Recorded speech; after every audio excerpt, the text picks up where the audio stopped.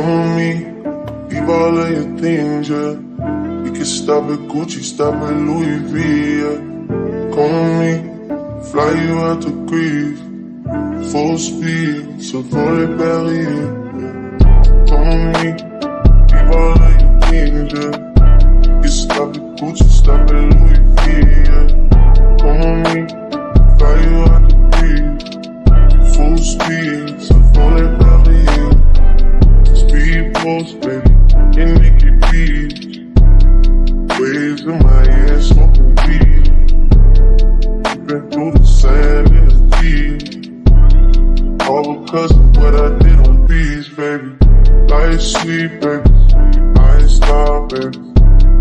You just go get ready, we go out, baby. Long time looking for the process. Andre had to bounce it. Told me, leave all of your things, yeah. You stop at Gucci, stop at Louis V, yeah. On me, fly you out to Greece, full speed, so for the Paris, yeah. On me, leave all of your things, yeah. You stop at Gucci, stop at Louis V, yeah. On me, fly you out to Greece, full speed, je suis comme Johnny. Rolls Royce black, in hidden deals. Bags full of $100 bills. Walking past your wife and she get chills. All because of how I kept it real. Light sleep, baby, on the speedway. I'll get you anything you need, baby. Work for everything you see, baby. Ooh, baby. Ooh, told me, leave all of your things, yeah. You stop at Gucci, stop at Louis V, yeah. On me, fly you out to Greece, full speed, so for the Paris, yeah. On me, leave all of your things, yeah. You stop at Gucci, stop at Louis V, yeah. On me, fly you out to Greece, full speed, so for the Paris, yeah. Never falling, why you making problems? I've been silent, why you making problems? I'm a problem, being rich is not my fault. You decide who you think you should reside with. I've been quiet, hard to miss me when I'm flying. Going out to Keiko, she can stay in my room, she can stay in my room, and it ain't mine.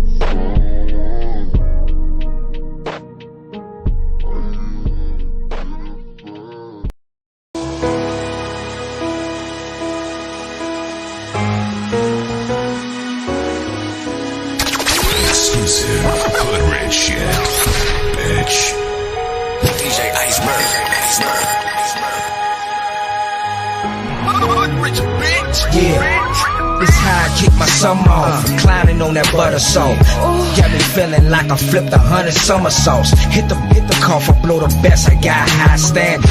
You clench it to your chest. Fred G. Sanford. I tell it you ain't shit. I'm a Mac, a player. See the skin's only steppers. That's an alligator. She on me like an elevator. Should've been pimped. Super. Think the Clark Kent sister. Yeah, I stay trapping like a vice lord. Stay strapped like a patient in the psych ward. I held up to his head. Boy, I'm not going. Butter so soft you can pour it over popcorn. I'm riding on chrome, ain't nothing better. You know what I'm on. They pushing that leather, flicking through the city with they on my lap. No seatbelt, but it's still strapped. Yeah, I'm on that pushing that leather. You know what it is when I put them both together. I'm all about this pimpin', baby. Get up in my ride. It's going down tonight. Yeah. riding in my old school with my new sitting on sixes. I'm throwing deuces out of garbage bag. Kush vaporized, got the type of paper make a couple testify. So trill and I put that on this 45. 40 million trying to buy a puffy house. I'm into things, culinary arts. In the Porsche, you can smell the poultry when I park. Used to wear a vest, now I just don't give a 30 at the bar, really I don't give a 20 in the strip club, I'ma live it up. Turn around, put the pimpin' down, she gotta give it up. I'm riding on chrome, ain't nothing better.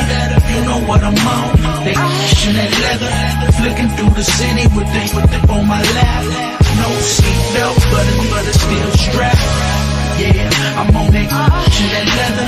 You know what it is when I put them both together. I'm all about this pimpin', baby, get up in my ride. It's going down tonight. Combination is plentiful, the bullshit is expendable. The leather in my lap is similar to a living room. So sit back and relax as we climax to the pinnacle. As long as you relax, the conversation is minimal. They say that pimpin' there, well, cause I'm living proof. Minus the alligators, activators, and linen suit. Yeah, baby, cause you know what I'm on. Cause we living for the moment, day you here, next day you gone. So it's gon' last forever, but at least the switch is gone. But she got more than enough, so just roll up and repeat the song. Baby, you know that I'm fly, in my SY chromosome. You can see by the way I'm riding, you can smell it from my cologne. I'm riding on chrome, ain't nothing better. You know what I'm on. They pushing that leather, flicking through the city with they on my lap. No seatbelt, but it's still strapped. Yeah, I'm on that pushing that leather. You know what it is when I put them both together. I'm all about this pimpin', baby, get up in my ride. It's going down tonight. Yeah.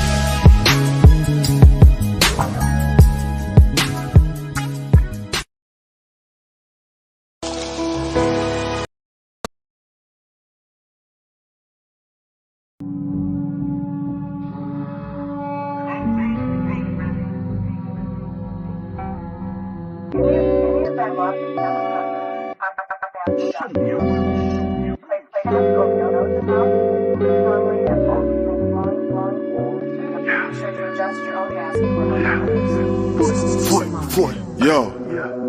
Two guns up, everybody get down. If you heard that phrase, then you really know 40. Back then was the same old story, something on my hip like a walkie-talkie. But there's no communication when I'm in a nation, P-land, I'm corky. Got a show in the crowd, there's 1,000. Told the promoters I'll be there shortly. Sweet one, trying to get my attention. Tell her it's cool as I'm just pouting. Deep down there's a stretch, no doubt. I'm trying to smash bros like Captain Falcon. But the game is the game, I guess. Can't say that I stress for the feeble specimen. Cause I was in a tea house scheming. Runners, they had more dark than melanin. It's imperative. Enemies keep them close like relatives. I was down in the dumps and negative. Came right back, Hector Bellerin. Now I'm coming out taking a sedative. No competition but still competitive. Plus, the Jezebel's predative. Want it raw like a pick unedited. Not credited. Even though I made vast improvements. Hopping the coupe, push start, I'm cruising. When they look at their past, they're fuming. I bust up ahead like Arsene Lupin. Can't be a part of this movement. Barbies think we're the hardest humans. Still target my target booting regardless of any other armies trooping. Well, if you come to visit me in Toronto, I mean, you could always go see the St. Martin's Market.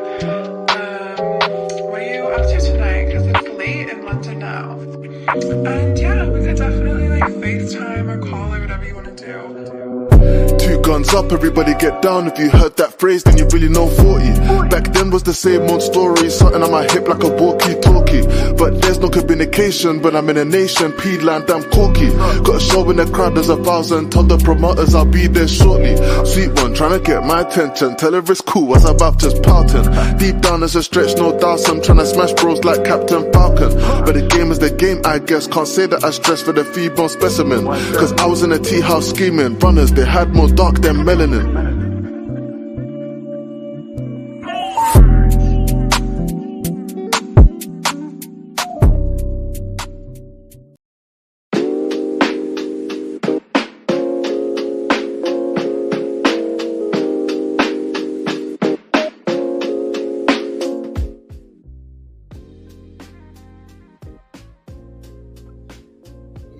Yo, what's going on, y'all?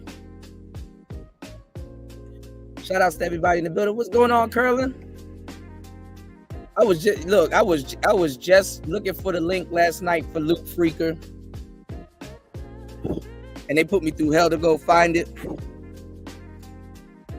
I had to find it on Bandcamp. Shout outs to Curlin in the building, bro. I'm about to be back on the MP, man. What you working on, man?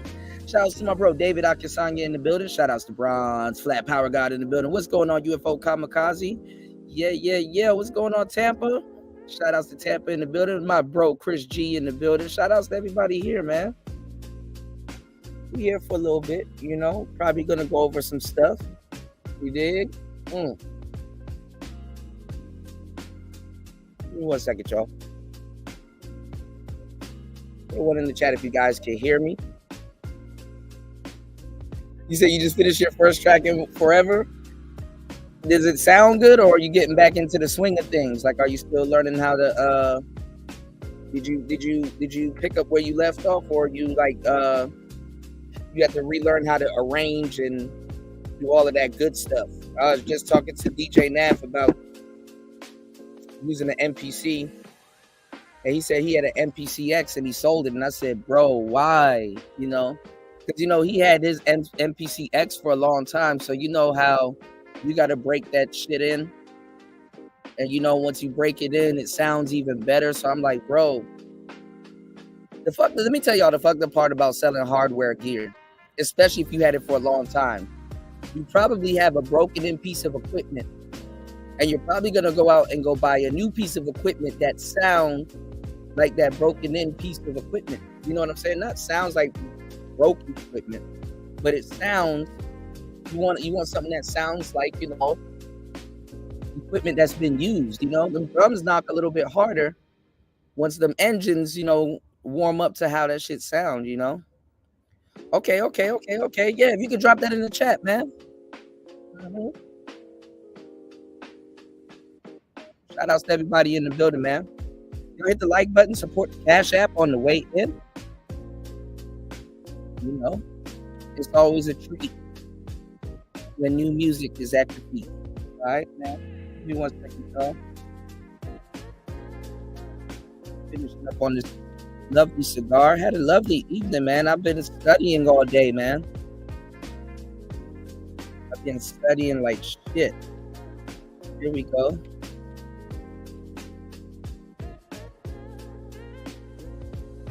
We gotta check that out. So yeah, man. Coming off a couple of crazy shows, man. People still hating on Eminem in 2024. I saw a video with him, and yeah, I saw that. I was supposed to spend $10 on that. Haven't yet. My MPC probably gonna have a heart attack when I update it. But yeah, I did see that. Yeah, I was talking about that the other day. You know what I'm saying? You know what's going on, Kills? You know. But yeah, man, we gotta catch back up on the music tip, you know. So we're gonna do a little bit of Pearl versus Renner on today's show. I'm gonna pull that up at some point. You know, just getting y'all up to speed with some of the stuff that's going on. Can somebody send me the video? I have not seen Richie Mack get body slammed. Why did he get body slammed? He looked like a wrestler, but why he get body slammed?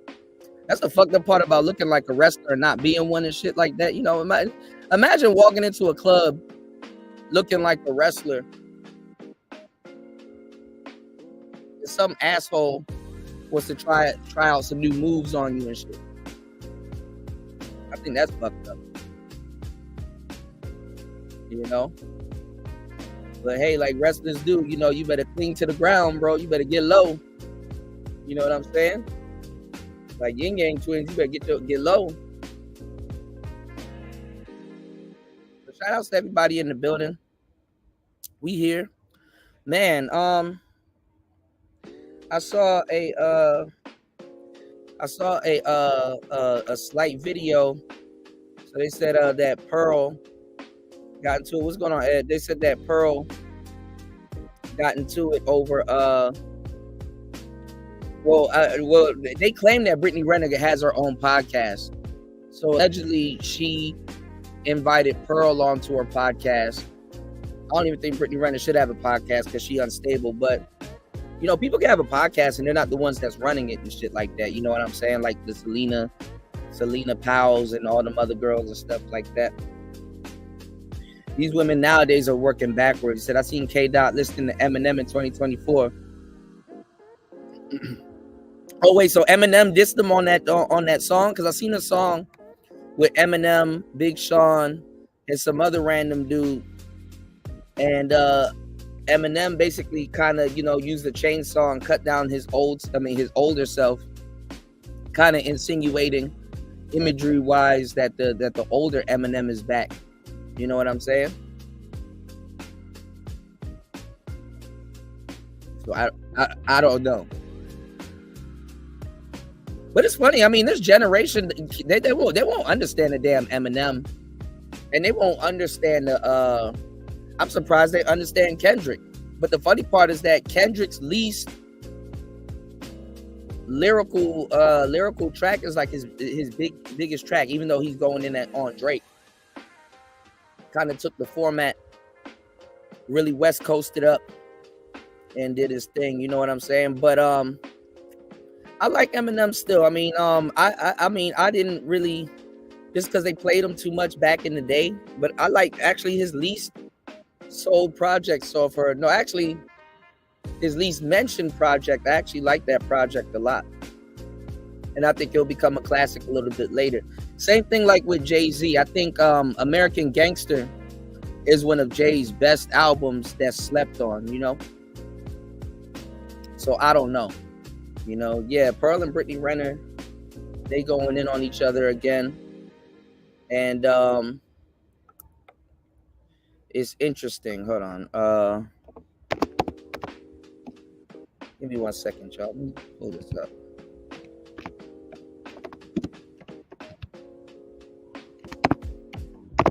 Oh, that other girl came up, Brittany Venti. She looked like a artificial intelligence. Actually, let me pull up mediocre tutorials. Going in on. Bro, Tampa, don't do that to me, bro.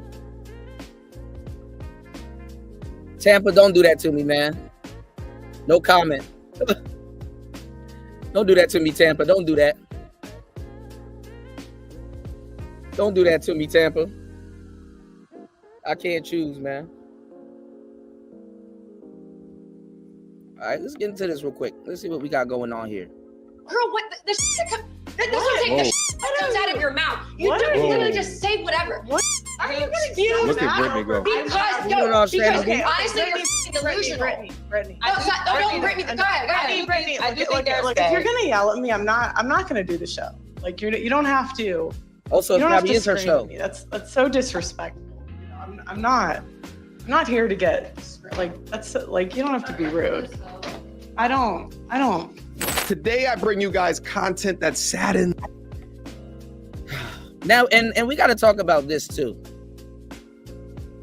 because Pearl did rage quit, as we can see, and these guys are still doing balloon show reviews. We're gonna get into that. We're gonna talk about that. Yet dismays me, but I would have been lying to you if I said that I did not see this coming. What is it that I am talking about? Well, let's just hop back down up in there. A couple of weeks ago, I think it was about a month or so ago, I did content commentary over this brand new podcast that features none other than just Pearly Things and Brittany Superhead Jr. Renner. And I thought to myself, this is going to be fantastic pieces of content just based off their ideology. He tripping, bro. Brittany Renner could never be Superhead. I don't know who these two other women are, but I wanted to watch the show to see how it was going to mature. And apparently it will mature no more after Pearl has decided to part ways with the show after a walkout, after being pressed by Brittany Renner, who was absolutely popping off, causing Pearl to walk off the show. So for today, I want to go over that piece of content, that walkout, determine can this show be salvaged? Was the walk-off necessary? Who's right? Who's wrong? And so much more. So without further ado. So now we're moving right along to a segment called Panel Pull Out. Everything I'll be so damn sexual with this girl. Wow, I see what we did there. Pull out. So each host will pull something from the internet or socials that they would like to address with that specific host. Okay. Sounds a little messy. We're gonna start with Pearl. Sounds so messy. We're gonna start with Pearl. I'm first? Yes. I mean, at first, yeah. Okay, so I saw something that you retweeted, Brittany. And it was something about and it was something about female intuition. Okay. Okay. And I just don't think female intuition exists. I think female intuition is terrible. I think it's terrible in what way? We make terrible choices as women. That's cap. Female intuition does exist. Now, whether it's used or understood by the people that it should exist for, that's a different story. So I think she's just kind of repeating some stuff that she heard. Female intuition does exist, but it's just a lot of them don't use it in a productive way.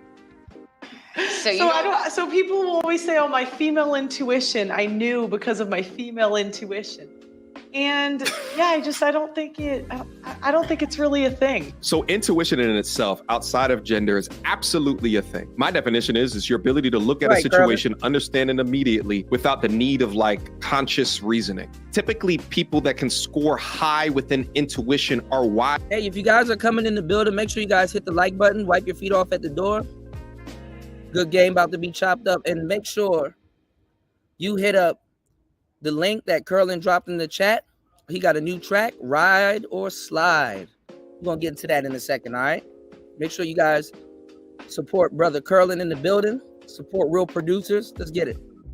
Beyond their years. They've experienced a lot of life, and they could utilize that life data to understand the results or the outcomes of a situation without much deciding or reasoning about it. However, what Pearl is bringing up is an actual thing within our culture, within our worldly marketing. There's this idea that female intuition is somehow better than male intuition. No one said it's better,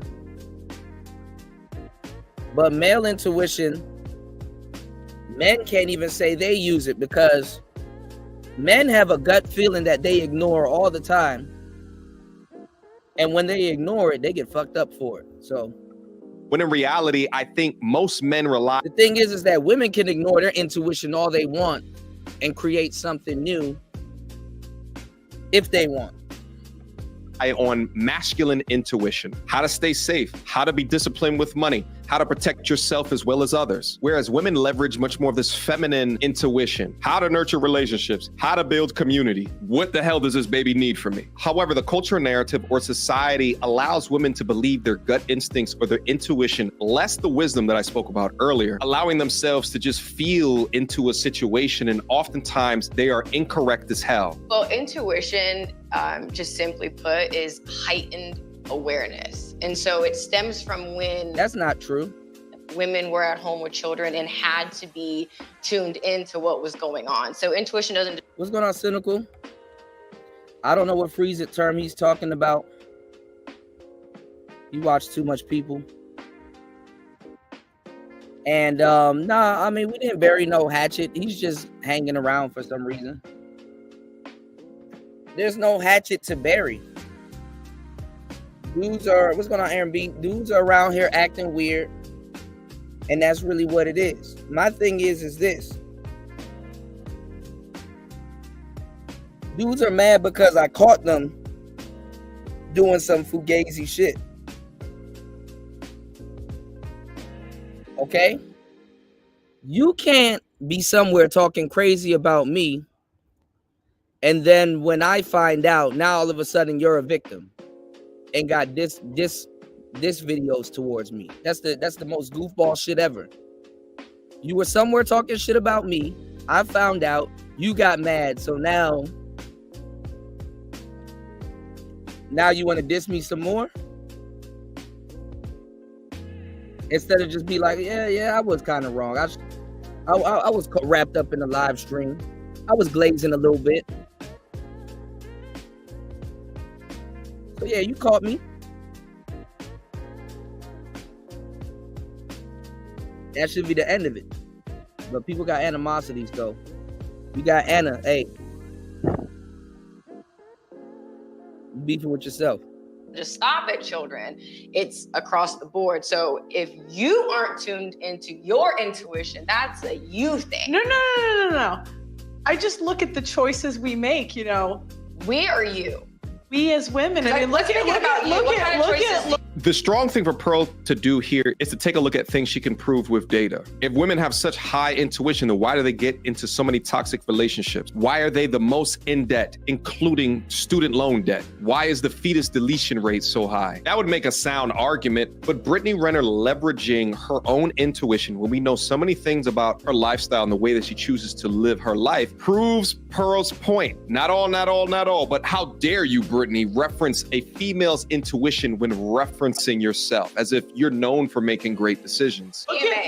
What kind of choices do you make? Okay, what kind of choices do you make, Brittany? You're the one we're talking. You're saying that females make good choices. Well, so look at we own the majority. I have no debt, right? But women in general. Just because you're from a rich family, women girl. In general, Women. You're from a rich family, so what are you talking about your debt, girl? Women in general have a congratulations. Like you don't get a fish don't get applauded for I'm swimming. lucky. That's why I said I'm lucky. Okay, so for you, so why lead with that? So why lead with that? So why lead with that? Let her finish though. Example, and I'm going to give it to you. Do you want me to start? She's triggered. Okay. Let me tell you what let's talk about what we're not going to do because you have a history of doing this because I'm familiar with you. Okay, girl, what you like to do is you like to say these really stupid fucking comments, right? And then so what you do, then you like sit back and then you're like, you think you're so smart, you have this fucking smug ass look on your face, and then you're waiting for someone to give you that like emotional, like passionate response. So then you can sit there and be super dismissive and really kind of just gaslight. And you know what's hilarious is that even though she's pulling out Pearl's game plan, Brittany's falling right into it. Like hook, line, and sinker. The troll's statement of a woman's intuition, and now Brittany is beginning to demonstrate hyena-like behavior. Let's keep going. I don't know, as a female. Gaslight. No. Yeah, do you know what that word means? You guys use it for everything. You guys. Go ahead. Okay, you know what's funny about using you guys is seriously, it kind of feels like the only thing that is actually feminine about you is that you have a vagina. Damn. There's like a man vagina. Brittany with the burn from Hades. But let's call a spade a spade. Brittany is now dipping in the sign language. All right, the insults are coming out, the ad hominems. Come on, baby. This show not even monetized yet. Y'all already throwing stones at each other. At least work on y'all rapport first. What's feminine about you, Brittany? Uh-oh. Come on.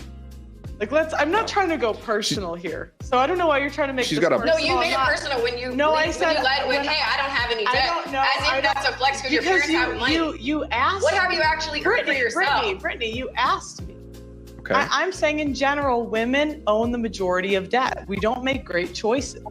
If we look at who we pick, let's look at romantic decisions. We don't make very good romantic decisions in general. There's a point that needs to be made though, and that's the fact that what I heard Brittany say earlier was she's talking about people who have there's a deep heightened intuition.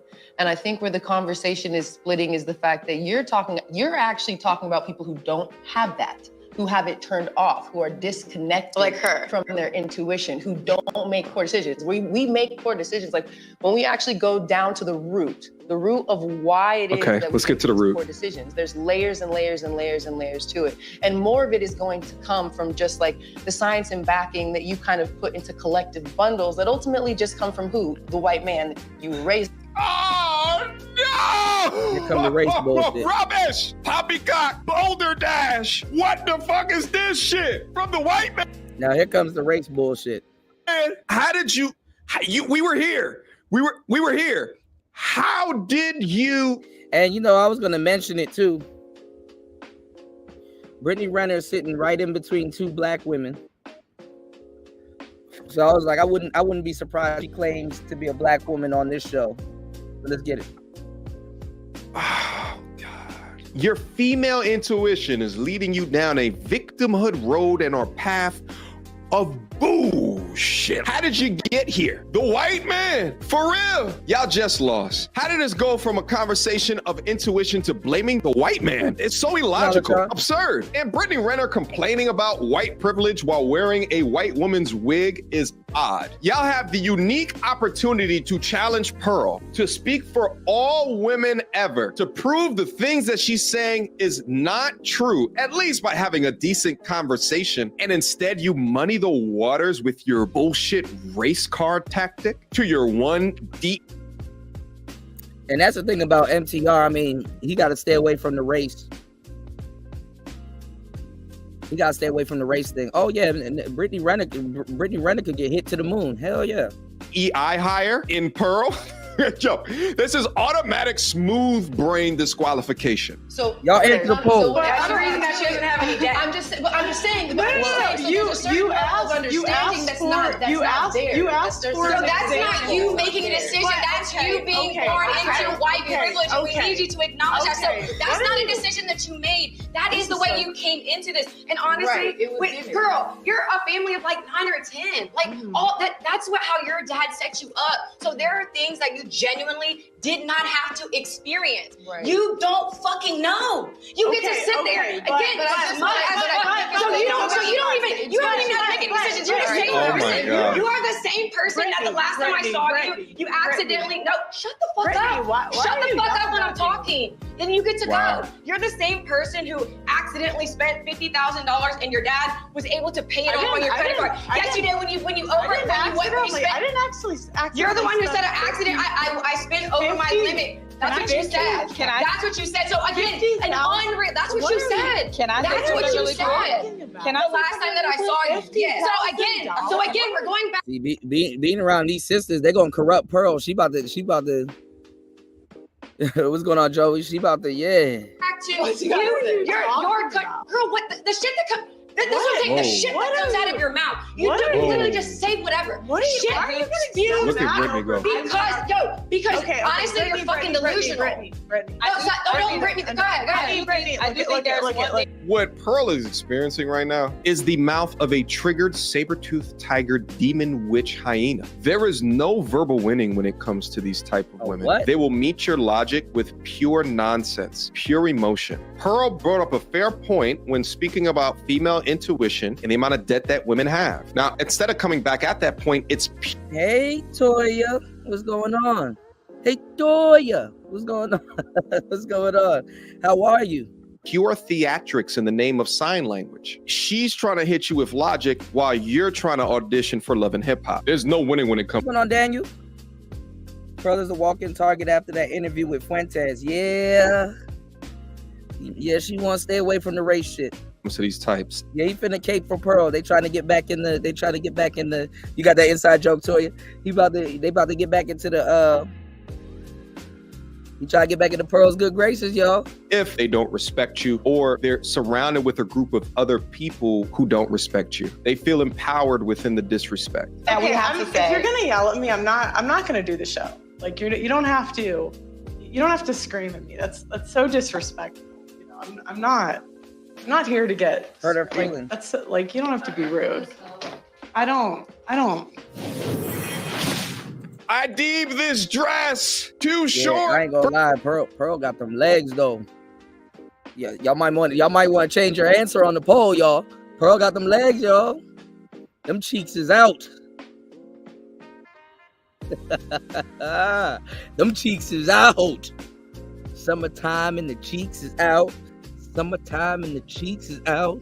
For comfort. What is this? This is not a conservative. I can see the whole inner quadricep and hamstring from the back. No. Did she decide to do this podcast and kind of throw her previous grift out the window? I think that she's trying to go more political, more conservative. Is this? MTR gassing up on the content. What's going on, Black Savant? I'm so confused. I don't know if I can try to make sense of this. Anyway, let's end off the conversation right here. While I'm obviously not the biggest fan of Pearl, I do think that she was justified within this conversation to walk away. I'm sure in her head she was doing the math of how much she's getting paid to be on the show, which I'm assuming that her cost of being on the show is a lot lower now that she's been demonetized on YouTube. But nevertheless, she did the...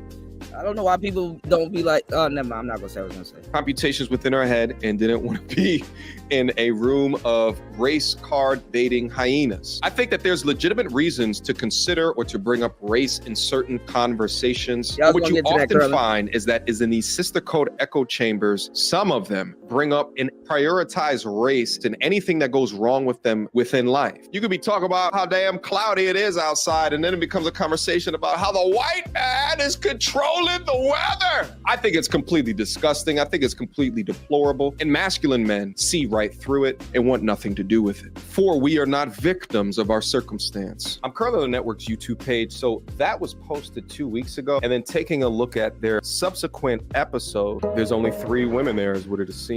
So it appears as that she has left the show. And it's a damn shame. They really could have had an opportunity of fantastic content. Now it's just going to become another predictive echo chamber. Questions, comments, concerns. Y'all already know what to do. MeAGoTourismReviews@gmail.com. What you guys think of this video here today? Leave me your comments down below and let's get active. Last but not least, guys, you guys know I have a self-development community. Click the link down in the description box down below. It's free if you want to come up and join. We're going to be focusing on enhancing your masculinity, your health, as well as your wellness, your financial. Right, Ty City. But O'Shea's playing both sides. He's telling you to be a passport bro, and then when something happens, you get your Negro wake-up call. And then when something happens, he bounces back between passport bro and being Dr. Umar. Your fitness, as well as identifying or finding your purpose. You about that? All right. Shout outs to MTR. Hold on. Got it right here. Hold on, y'all. Along to a segment called Panel Pull Out. Pull out. I see what we did there. So each host will pull something from the internet or socials that they would like to address with that specific host. Sounds a little messy. We're going to start with Pearl. Sounds so messy. We're going to start with Pearl. I'm first? Yes. I mean, at first, yeah. Okay. So I saw something that you retweeted, Brittany. And it was something about, and it was something about. So this is why Brittany Renner went off, because I guess she thought Pearl was taking personal shots. She started off with something that Brittany Renner retweeted. About female intuition. Okay. And I just don't think female intuition exists. I think female intuition is terrible. I think it's terrible in what way? We make terrible choices as women. So people will always say, oh, my female intuition, I knew because of my female intuition. And yeah, I don't think it's really a thing. Well, intuition, just simply put, is heightened awareness. And so it stems from when women were at home with children and had to be tuned into what was going on. So intuition doesn't just That's not where it stems from. Stop at children. It's across the board. So if you aren't tuned into your intuition, that's a you thing. No. I just look at the choices we make, you know. We or you? We as women. I mean, look at what kind of choices do you make? Okay, what kind of choices do you make, Brittany? But you're the one we're talking. You're saying that females don't make good choices. Well, look at we own the majority. I have no debt, right? But women in general. That's because you're from a rich family, girl. In general, women. You're from a rich family, so anytime you have no debt, girl. Women in general have a congratulations. Like you don't get a fish don't get applauded for I'm swimming. lucky. That's why I said I'm lucky. Okay, so for you, so why lead with that? So why lead with that? So why lead with that? You asked for an example, and I'm going to give it to you. Do you want me to start? Girl, okay. Let me tell you what let's talk about what we're not gonna do, because you have a history of doing this. Because I'm familiar with you. Okay, girl, what you like to do is you like to say these really stupid fucking comments, right? And then so what you do, then you like sit back, and then you're like. You think you're so smart. You have this fucking smug ass look on your face.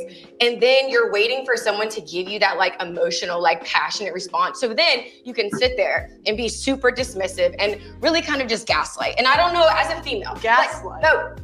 Yeah, do you know what that word means? You guys use it for everything. You guys. Go ahead. Okay, you know what's funny about using you guys is seriously, it kind of feels like the only thing that is actually feminine about you is that you have a vagina. Okay. Because I feel like, there's like a man on the panel. Okay, what's feminine about you, Brittany? Everything is feminine about me. Oh, come on. Like, I'm not trying to go personal here. So I don't know why you're trying to make this personal. No, you made it personal when you I said, led with, hey, I don't have any debt. I don't know. As if that's a flex because your parents have money. You asked What have you actually earned for yourself? Brittany, you asked me. I'm saying in general, women own the majority of debt. We don't make great choices. Girl. If we look at who we pick, let's look at romantic decisions. Women don't make very good romantic decisions in general. There's a point that needs to be made though, and that's the fact that what I heard Brittany say earlier was she's talking about people who have there's a deep heightened intuition. And I think where the conversation is splitting is the fact that you're actually talking about people who don't have that, who have it turned off, who are disconnected like her from their intuition, who don't make poor decisions. We make poor decisions. Like when we actually go down to the root of why it is that we make these poor decisions, there's layers and layers and layers and layers to it. And more of it is going to come from just like the science and backing that you kind of put into collective bundles that ultimately just come from who? The white man you were raised by. So when it comes, so when that's the reason that she doesn't have any debt. I'm just saying. You asked there. They keep trying to trap her in this like this race corner. They really be trying to trap her in this race corner. So that's not you making a decision. That's you being born into white privilege. And we need you to acknowledge that. So that's not a decision that you made. That is the way you came into this. And honestly, girl, you're a family of like 9 or 10. Like all that's how your dad set you up. So there are things that you genuinely did not have to experience. Right. You don't fucking know. You get to sit there again. So you don't even have to make any decisions. You're the same person. You are the same person that the last time I saw you accidentally shut the fuck up. Shut the fuck up when I'm talking. And you get to go. You're the same person who accidentally spent $50,000 and your dad was able to pay it off on your credit card. Yes, you did when you spent.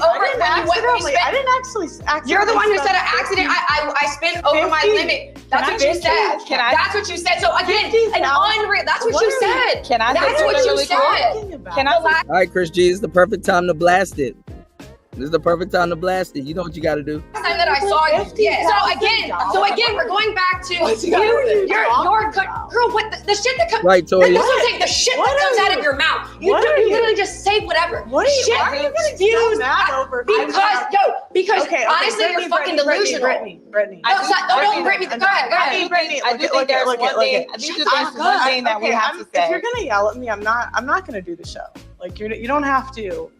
You don't have to scream at me. That's so disrespectful. You know, I'm not here to get like that's like you don't have to be rude.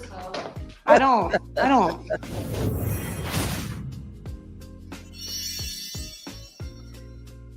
Yeah, so it might be staged because that's the clip that they shared. You know? And Brittany Renner, she's bipolar, man. But I think at this point, like, she just had enough of Pearl, because she knew Pearl was gonna, she knew Pearl was gonna,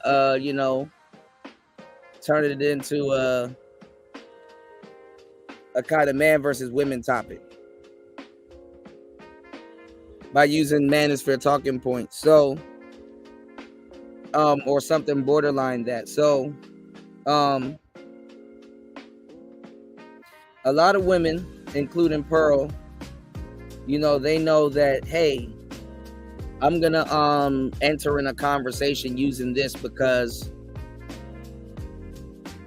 I can win the conversation mainly using this. You know what I'm saying? Like, I think how Brittany Renner wanted it structured, where it's like, okay, well, we're women amongst women talking about women's stuff. And I guess Pearl tried to neutralize it before it gets into a feminist conversation. Crazy fucking work. Crazy work. All right, let's get into this. I wanted to check this out. Let's get into this. They always pulling up on the blade talking about no condom. Like, who best to have sex with you with no condom? That don't even make sense. Are always asking for that? Yeah. That's one of the main things there. Fair use. Did you guys for ever... $50, $60. Who's fucking for $50 or $60? That's crazy. Wait, do you ever go for something like that? No. You just want something quick, easy, safe, and get your money and go. Yeah. And you can not first we can't do nothing for $50, $60, $80. At least $120. 100 if it's a bad slip. Now,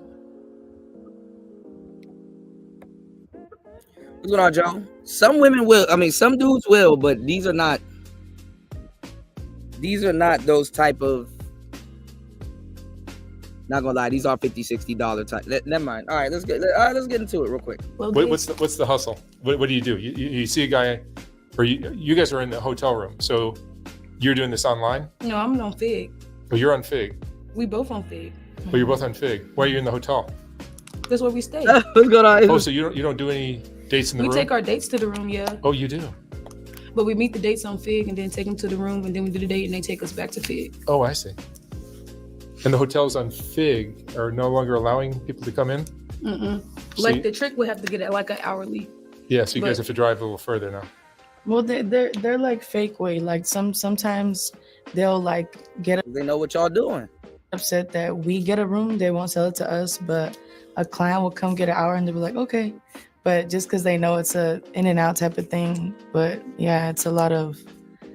They don't want us walking out dressed how we're dressed. They don't want us, no visitors. They don't like the heels. Yeah, they dressed don't the way you guys are, you're going to get in. Yeah, they get so mad. Like I think the girl in the red is a cop. You'll be there for one day in the morning. They're telling you to check out. And then you be like, why you got to check out? And they be like, oh, to clean the room. We only been here one day. Or say that like they won't tell us the truth, but we know. Or some of them will just be rude and be like, no, because you're naked. And I'll be like, yeah, but the hotel's on Imperial. You guys are on Imperial? Yeah. Yeah. They don't mind. The hotel we are right now, they don't mind. What's going on, Devin D? I've dropped girls off to some of those hotels, and like they are packed with girls. Pimps, hoes, tricks. Doing what you guys are doing, yeah. Any hotel around here, pimp, hoes, tricks. That's all they live in there. Pimp, hoes, tricks. Or smokers. And smokers. And the smokers be the tricks sometimes. Yeah. But you guys do drugs at all?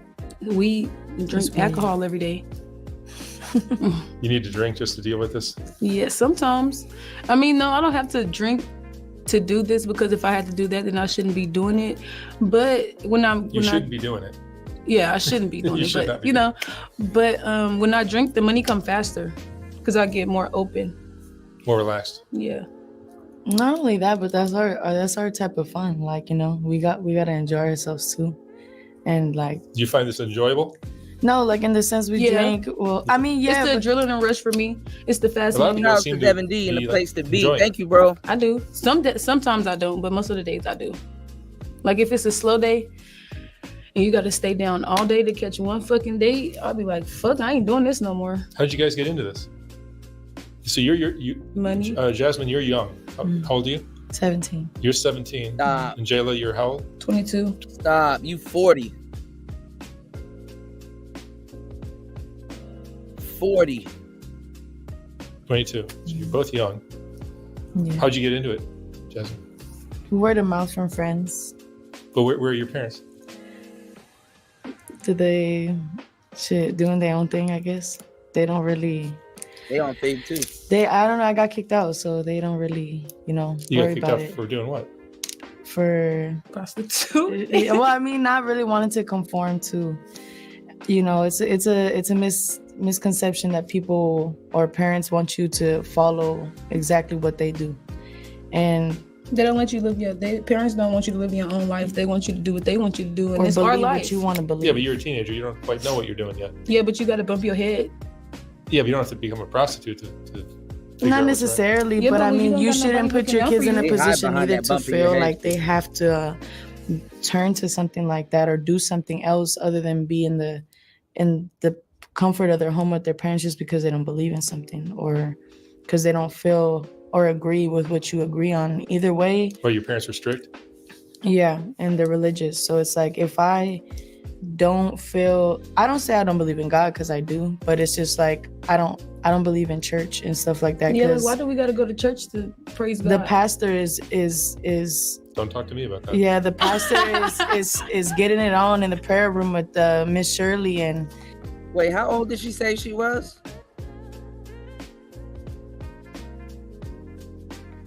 She's 17 or 19? How old she said she was? Yeah, I would. I mean, if I'm riding down Fig and I was tricking, I would think the one in the red is undercover. She looked like a cop. Miss Anna Mae, and you showing up to church every Sunday and Wednesday and putting money in this basket, and half of the people in there is fake. And almost pastors too be pimps, and they just be changing their lives around. They be pimps, drug dealers, crackheads, and then they change their life around. I've heard this. And think that they can judge the next person too. Pastors be tricks too. So yeah, I've heard that too. Yeah, so that's why it's like, why would I? Whatever I do, whatever I believe in, however I carry about my life, that's gonna fall back on me. But that doesn't mean that as our family or parents, whatever, should separate yourself. If you can't accept me for how I am, then what's the point of being around? You just put yourself in a category with everybody else in the world. You should see the difference, you know what I'm saying? But it's all good. You have a good head on your shoulders, Jasmine. Thank you. But I mean, it's true. It's just the truth. Like, you know, it's just like, I shouldn't have to. My parents didn't always believe in that, and they changed their mind about whatever. My parents used to do whatever. My mama used to be whatever. My dad used to be in the streets too. So it's like, you know, nobody got no room to judge nobody in this world. Because at the end of the day, everybody got to answer to one person. JLo, tell me about your childhood. I mean, my mom, she was just in the streets. She was young. She had me at 19. My daddy, he just been in and out of jail, so it was just me and my grandma. And then my mom had my sister. And then we moved back with her, but she started getting beat up by her boyfriends and stuff. And she was like letting them touch on us and stuff like that. So we moved back with my grandma. Then I started doing pills real bad. And I was like, I can't do that no more. And then I came down here, started doing this. Where are you from? Oklahoma, Tulsa, Oklahoma. Tulsa. You make good money doing this? Most days, but it is some days where it's slow. Yeah, it's just anything. There's good and bad, 50-50 with everything. It's like... It's a dangerous job, though. Definitely dangerous. For sure. There's girls dying out there, getting shot, getting hit by cars. Yeah. She just told me you saw. I was about to say that. Got hit by the car. I had just, on 69th, like maybe. Yeah, you got hit by a car, but they got competition out there, but they might be okay. I mean, if somebody's looking for a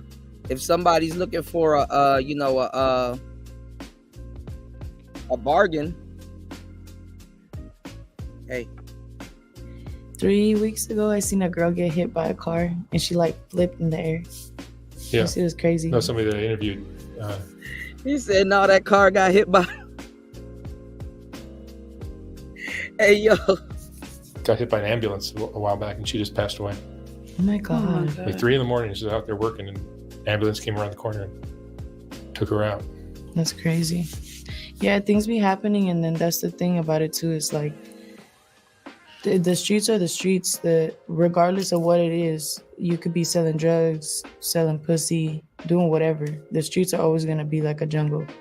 That's just what it is. All hours of the night, random things can happen, and sometimes even in the middle of the night, like you said, 3, 4 in the morning, it goes unnoticed. It'd be a little bit of us or a lot of bit of us outside, but we the only ones that know. That's why even sometimes the police be coming to us and be like, hey, did you see this or did you hear about this? Because we are more around. Hoes back in the day used to be the original neighborhood watch. Do your research. You're the eyeballs on the street. We're more around than anybody else. Police, the only thing I don't like about the police on Fig, they have come harass you when you don't even need to, when ain't nothing going on, but as soon as they sweating you. Something happened to a girl or anything that's dangerous happened to police, ain't nowhere to be found. Nowhere ever to be found. But let the police see you get in the car. Yeah, but they cruise by, and 99% of the time they're not doing anything to you. I mean, if they pass by, they can put you in jail every night of the year. Yeah. No, I mean they not necessarily, because they do have different laws in place now, like with the whole prostitution. Yeah, like I heard some girl told me that they passed a law that you cannot take somebody to jail off the street because of what they're wearing. and stuff like that. If they're not like completely naked type shit or something like that. Yeah, it's pretty clear what you guys are doing out there. Yeah, but they just tell. Honestly, if we're not talking to a car, you guys aren't. I mean, we ain't yeah, disguising nothing. You ain't hitchhiking. No, for sure. But it's like they're not like that. We was this morning. Shit. Yeah, we really want. If they see us just all standing there talking and shit, Right, like they'll just pass by. Some of them that are a little bit more serious will be like, get on the curb, like get on the sidewalk. But do you got some fucking dickheads that just want to really get a date, but they can't fucking get a date? Yeah, some of the police be driving around because they be like. What's the weirdest thing you've seen from tricks on the street? From tricks? Oh my god! A lot of them cruise by. They don't have any money in their pockets. Some chicks pull up talking about, can they just eat your booty? Like what? It was this one trick. He just wants you to kick him in his face. Kick him in the face. Literally, like not kick him. That's his kink. Like mush him, like like in his face. You can do that. There be tricks. There be all kinds of tricks. There be the window shoppers. They be the nasty motherfuckers that pass around jerking off their dick. There be ones that want to do. I ain't gonna lie, a hoe calling somebody a nasty motherfucker is crazy. Ooh, freaky shit, like no condom. But then again, they would know. No condom, eating pussy, all that shit. Or there's the chicks that try to negotiate too much, and there's the chicks that got the money and be like, all right, let's go, and drop you back off, and you just like, thank you. And then it's the chicks that want to kidnap you. Yeah, and then there's the chicks that want to kidnap you and kill you. Like it's a pyramid, a long pyramid of all the men out there are just different. Like everything is gonna be different. No experience is kind of the same. Then some chicks out there, they got like short people fetishes, pregnant girl fetishes. Mm-hmm. Guys are weird. Yeah. There was one time where some guy asked me and my friend, he was like, oh, if I take both of you guys and we do like a double, can you guys smoke cigarettes while we do it? And I'm like, what? Like, what I look like Marilyn Monroe right here? Like, get the fuck out of here now. More like Marilyn Monroe.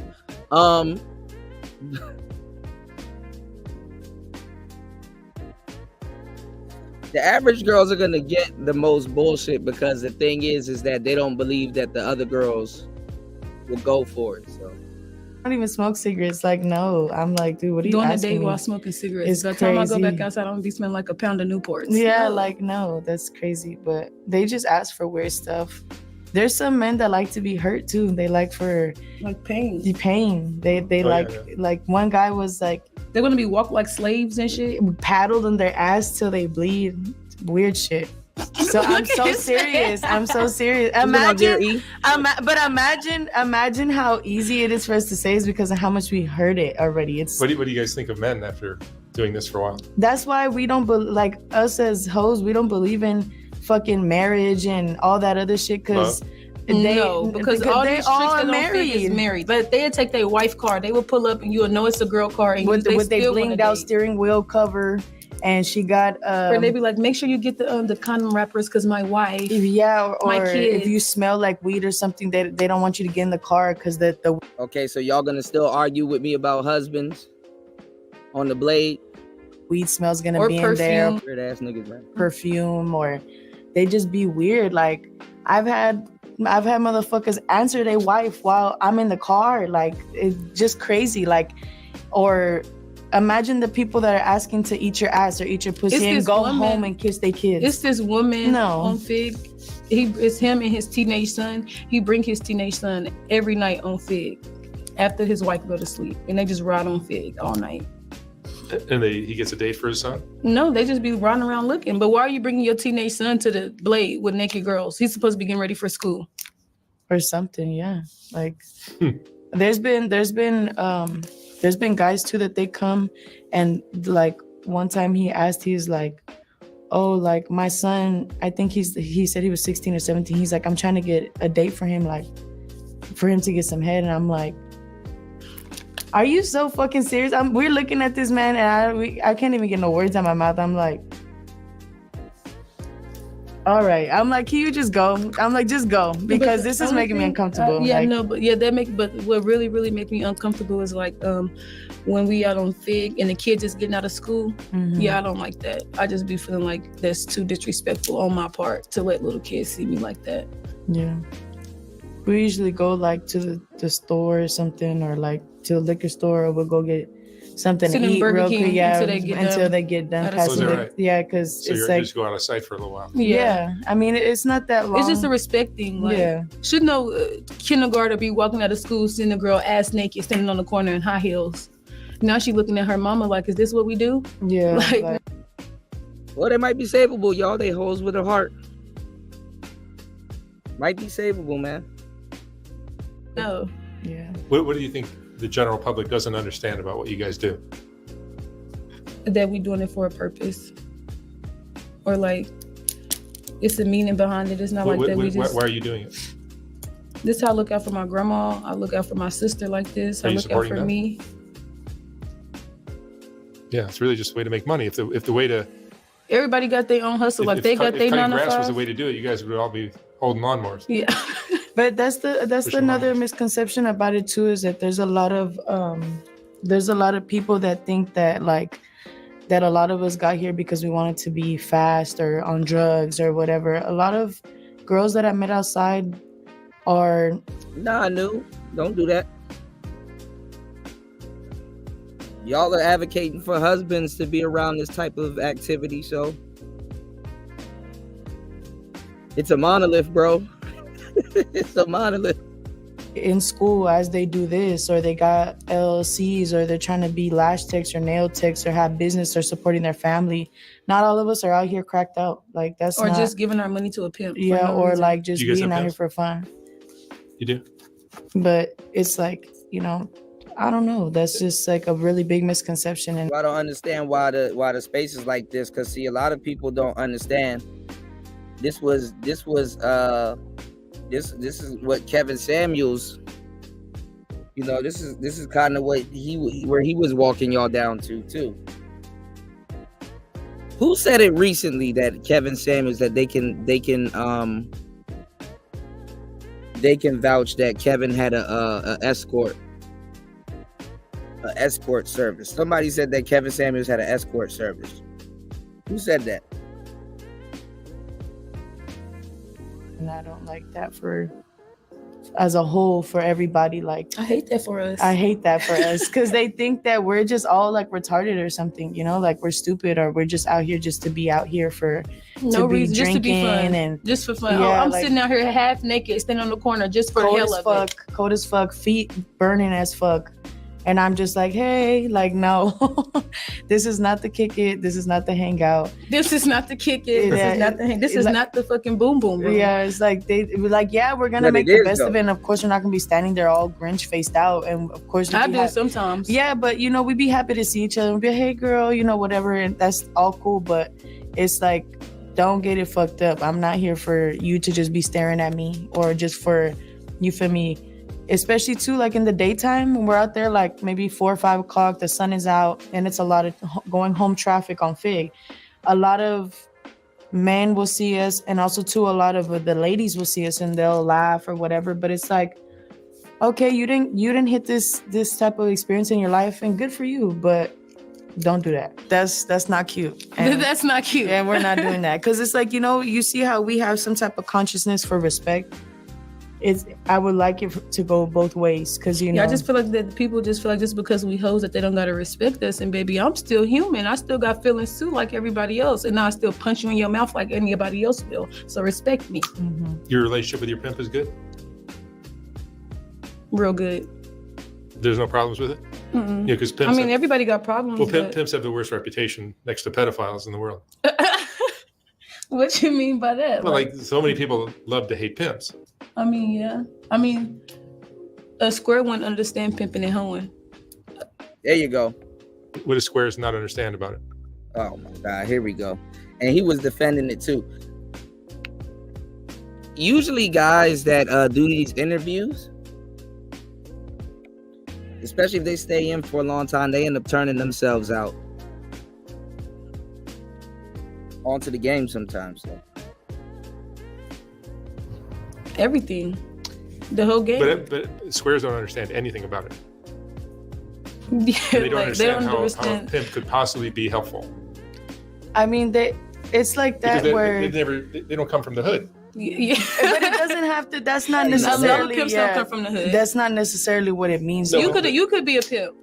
I'd be a good pimp. And you wouldn't come from Kenny Red told me I should be a pimp. And like you wouldn't be like a bad pimp, but just because you a pimp, just because you're in that category, everybody gonna be like, oh, he hit on his girls, he don't feed them. If you say you're a pimp, you're guaranteed to be hated by 99% of the world.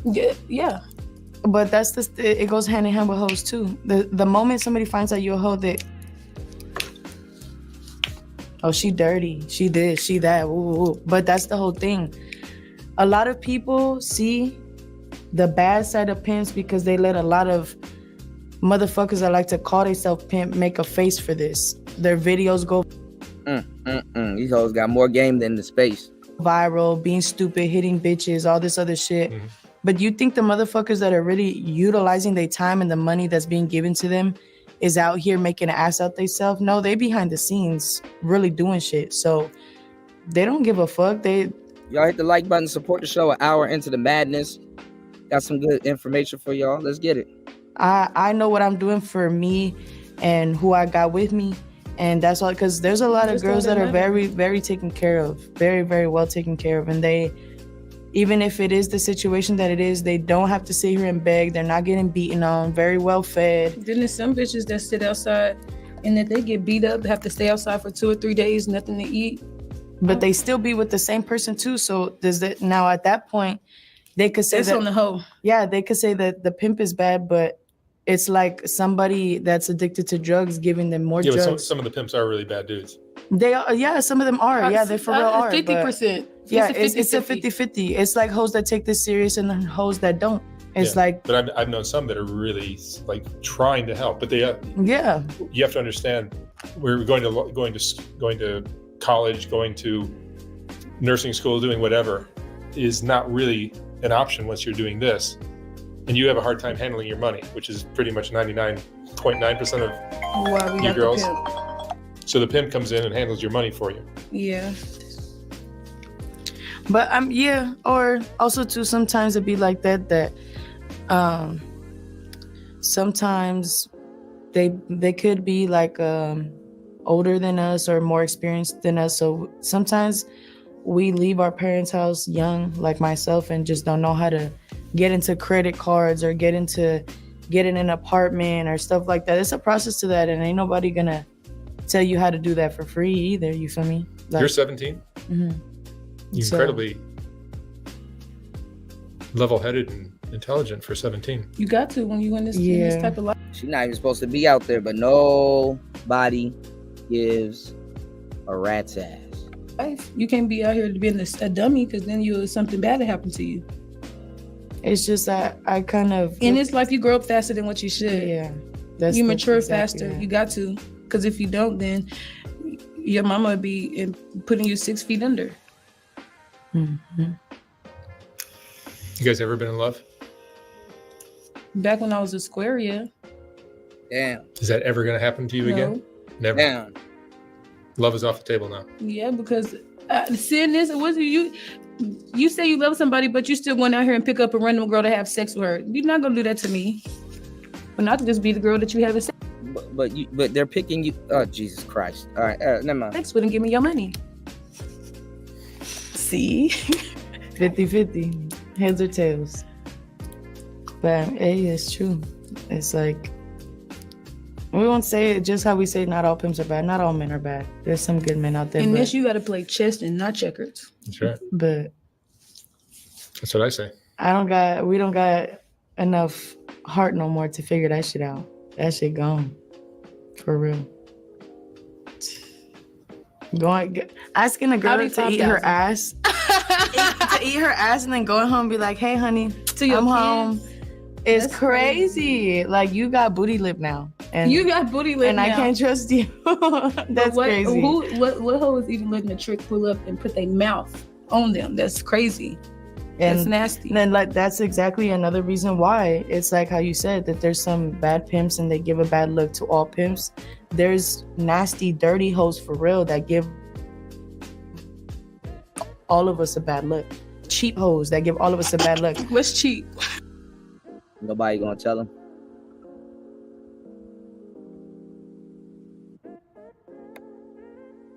Nobody gonna say nothing. Hey, how you doing? I'm fine, Jesse. What's your name? Sam. Sam. And are you a slut, Sam? I have 2 brothers. Oh, okay. Are you close to them? I am very. And do they see you as a slut? We're all sluts. You're a slut. All these dudes behind you are sluts. Your cameraman's a slut.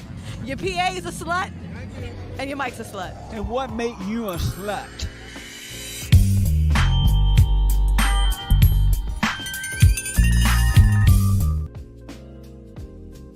See, so a lot of square women are dibbling dabbling. Used to be like the strippers, you know, like you'll go to a certain place other than a Blade, like a club, to play around with the lifestyle. But the average woman is playing around with the lifestyle, even in the comfort of her own home, with the fans only, right? And like I said, in the future, man, female rappers are gonna have to just bear it all, because these women are more hard body than a lot of the women that they listen to. They're gonna really need somebody to convince them. You know what I'm saying? These women are more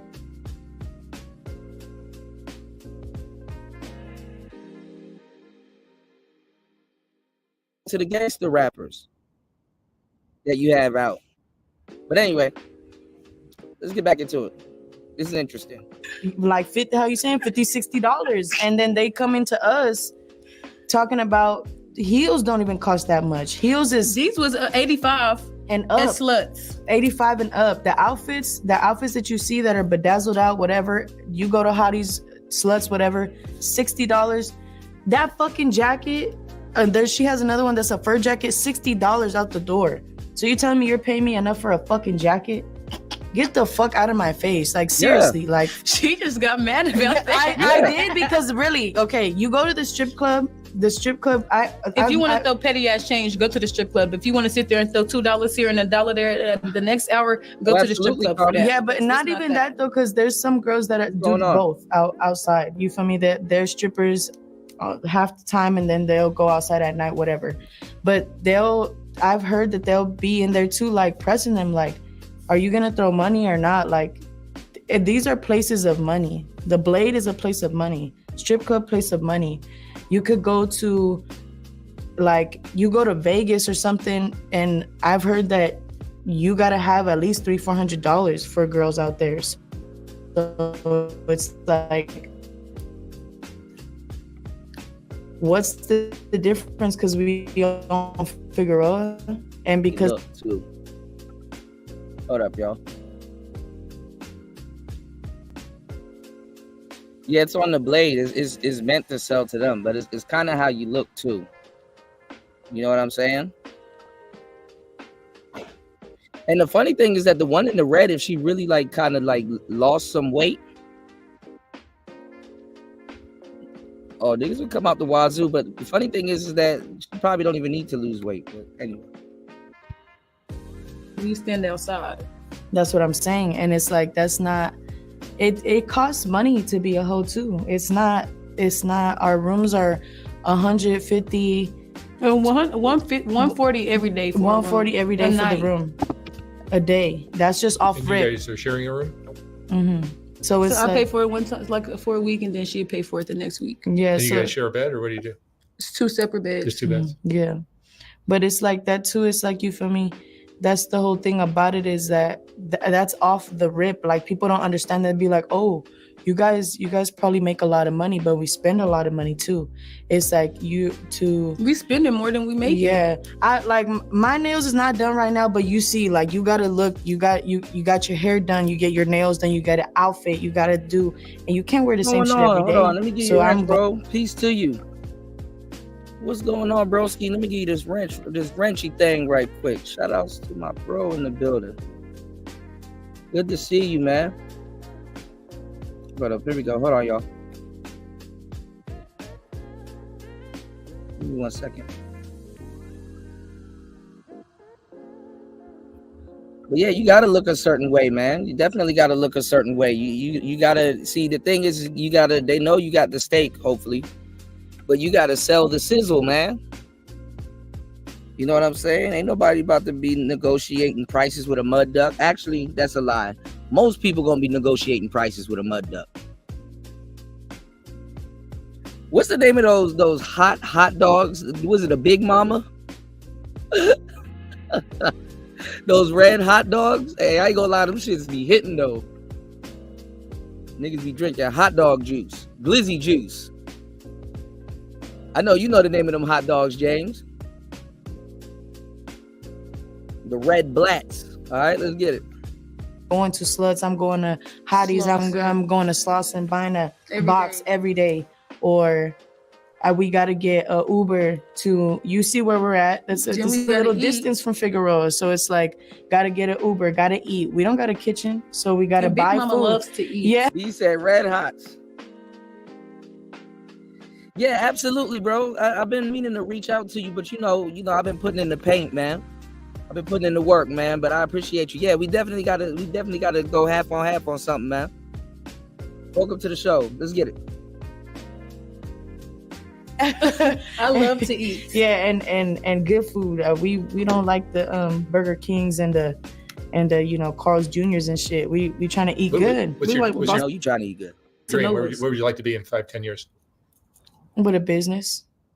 What kind of business? I think probably anything in beauty. That really goes up. Like hair, nails, skincare, or maybe even having in cannabis type shit. Maybe even have a weed shop, a dispensary. You guys have this interesting story about what you did when you were younger. Mm-hmm. So, it's just that's the whole thing. 17 right there, bro. It's like with bitches that are strippers. I've seen, there was a beauty supply I went to that it was 3 girls and they were all friends. They met in the strip club and they opened up a beauty supply and they all work in there now. So, but you could tell that they were strippers because, like big ass booty and all that, it's giving stripper, but they got their business though. They did something, they got something out of it. It's not, I would hate to be like, but make no mistake, y'all. This is what female empowerment, this is what women empowerment is. They'll blame it on the men, but if you try to get these women and tell them, hey, look, I'm gonna buy you a lawnmower and a what you call it, in a goddamn I'm gonna buy you a lawnmower and some gas, or I'm gonna buy you a lawnmower and a cable, you know what I'm saying, electric cord, or you know what I'm saying, they won't take it. Hey, I'm gonna pay you to wash my truck. Nope. This is empowerment, y'all. Road for 10 years and I'm still here 10 years later, or like barely scraping through. That'll suck. I don't want to be one of them girls that be like, oh yeah, I've been with this pimp one whole year and you don't even got a house, no apartment, no nothing, and he's still beating you up. You don't even eat every day, babe. Yeah, like how is that? Or I've seen you in the same outfit for 3 days. And why are you trying to even bring bitches to that fucked up situation? Like, you Yeah, like it's a lot of different things because there's girls I've met a girl out there and she's pushing like 30, 35. She said she started when she was like 20. I interviewed a woman who's 66 on Fig. 66. We saw a lady last night, didn't we? Remember coming out the smoke shop? It was like an older lady with pigtails. Oh yeah. She looked like she was like 60, 55, 60. And she had them heels on? Yeah, she had these little... That was probably... But she looked 40 and she's 17. Linda. Girl, she had these little wedges on, these little wooden wedges. That Mexican lady. Okay. Oh, let me not laugh. I feel fucked up. But hey, you feel me? And then a lot of the ladies out there, like I know. And them older ladies too, that would be the ones that be taking $40, $50, $60 just because they be like, oh, that's money. That's not. What about doing something like OnlyFans or stripping or something like that? OnlyFans, you gotta build it up. Yeah, it takes time. It's like content. You gotta build up subscribers. You gotta build up people that want to buy it. It's not impossible, but this is like on the left.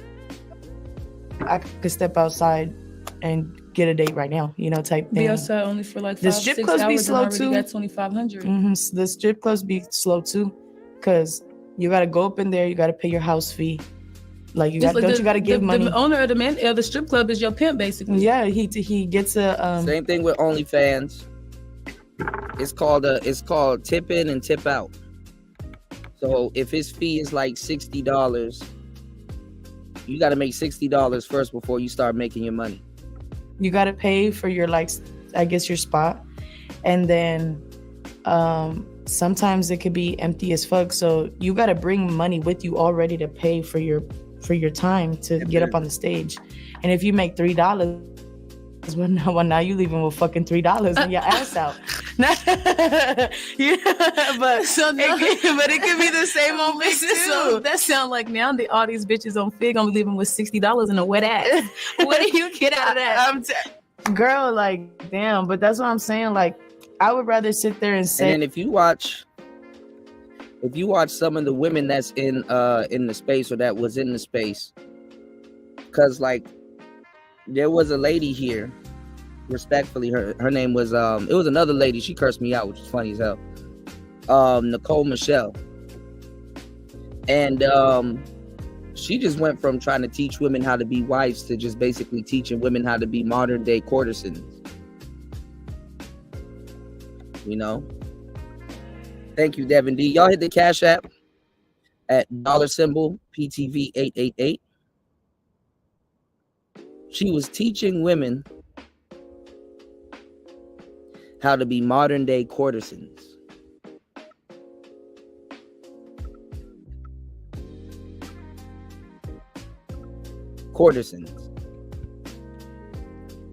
And that's just because it's not only, how do I say this? It's not based off of just for myself, my own personal preference of where we want to keep a high standard, you feel me? But what would I look like calling her friend or anybody else that I know friend and setting the standard and making it hard for all of us that now I'm doing a $60 date. And now they're going to expect that out of all. And then now whoever I dated for $60 is going to see me with them and think they do that too. Cause and now I'm they not my her friends. friend no more because she's doing $60 date. And it's like, I can't, you are who you hang around with, and I'm not a cheap bitch. So why would? And it be the friends that get them into the lifestyle or get them into, you know, making OF accounts. So that's what the online does. It get the friends into it, you know. P's back in the day had to get friends to get other girls into it, but now they just doing it just off the strength. But I hang around with cheap bitches. Like, they'll be like, somebody will ask me like, oh, will you do it for $60? And I'd be like, no, sorry, babe. Like, go get some more money and come back. What about your friend? What about my fucking friend? What about her? Because yeah, you're not trying to pass that bankroll to your friend. Why would you ask that? Like, literally, some guy her off. You see this shit? Shout out to Quasar. You see this shit, bro? She not trying to pass that bankroll to their friend, huh? She's like, that money's for me. Some guy, when was it, yesterday or the day before? Some guy he pulled up in this gray truck and he shouted it to all of us. Y'all won't do nothing quick for $60? And she says, $60 is crazy, babe. And we all like saying the same shit, like saying it loud and proud. And we're all looking at him like, boy, put that shit in your tank and take your ass home. Like, you know, like, for real. Put that shit in your tank and take it home, because it's like, what is that? No. But but it's LA. So y'all got to look at the inflation out there. You know what I'm saying? Y'all got to look at the inflation out there. So a $60 looking chick, they ain't 60 out there, no matter how crazy they look. I got a quote in my new book that I'm writing right now. I said, in a world plagued with inflation, information becomes the real currency. That's the game. Uncommon information. Let's get it. $60 is not even enough to feed me and her 2 times a day. Let alone. Damn. $60 is way more than enough.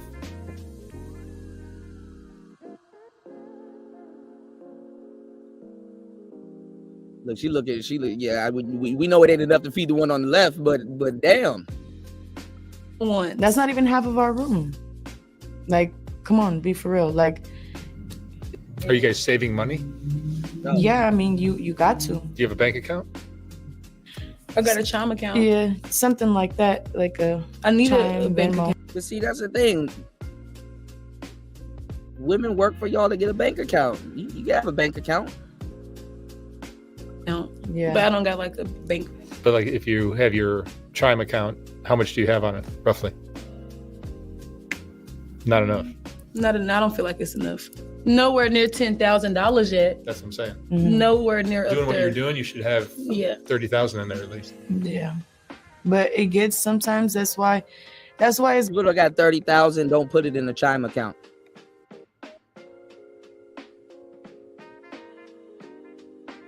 People that got 30,000 don't put that shit in the Chime account. good to move around and stuff like that, because sometimes it's like, for example, right now that fig been dry, it's like sometimes then you got to start tapping into your money, and then that's how you try to wait it out and try to give the spot a little bit more time, and then you're like, fuck, I'm kind of tapping into this shit too much. Now it's time to move around. But the bank account shit is a little bit hard too, because you got to have an address for real, like a house address. Yeah, and she's from hella far too. So, I mean, it would be a long ass process, but that's why it's cool that they have Cash App cards, and you even have saving accounts, Apple Pay, saving accounts on Cash App, Venmo, Chime, PayPal, all that shit is cool. But yeah, we're not saying, we're in the best part or best position that we could be in, but what I am saying is I'm not struggling. I don't want for shit. Yeah, but everybody could always improve. Do better. Yeah, improvement is never a limit. I got a lot of stuff I need to improve on, but I'm not hurting for nothing. Yeah. But like learning how to save my money more than I do, and don't think just because as fast as I made it, I can spend it and make it back. I can't have that. No, learning how to save money is something that very few of you girls understand. And I don't understand it at all. Yeah. I feel like it's not even an understanding, it's an urge. It's like a lot of us too that didn't grow up with shit. Now that we got money, we're like, oh, let's go get what we want. Like, I'd be like, damn. Pretty much every girl that I've seen, if they have money in their pocket, that means they get to spend it. Yeah. And that's the whole thing. A lot of us didn't grow up with shit. So now, you feel me, we go get our nails done, hair done, we feel good. We get what we want and like buy what we want, and that's... Then you got a nigga taking care of you that y'all not even in a relationship when you was... What's going on, Evo Stosa? Square, the person that you was in a relationship with... Wouldn't even buy you a damn taco.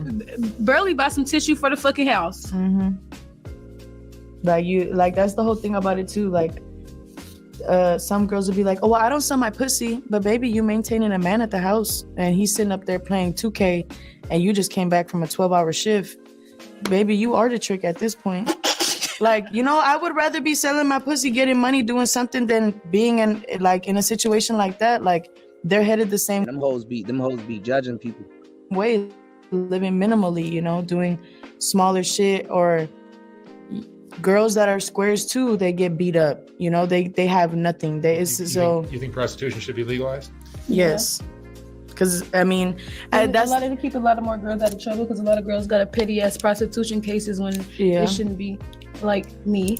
But it's but that's the thing too. As much as that's a misconception too. Like, a lot of girls are doing this willingly. A lot of girls didn't. Most girls that I've met didn't even get introduced to this bio. Mind y'all, she's 17. She said, "Fuck flipping burgers." She said, "Fuck a lawnmower." Fuck scaling up a business. A pimp. It's word of mouth of friends. Like I need some money, and they friends like, girl, well, let's go on Fig. Yeah, there's a blade. I told you I'm SGV. See what I tell y'all? Area. There's a blade in Pomona. That's what I'm saying. So no, it's not me. It's not me busting shots at James.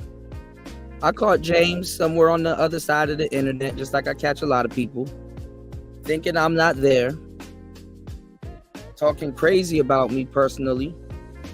And then when I call him out on it, now he wants to play victim. That's the story. Just like I caught that other troll talking crazy about me.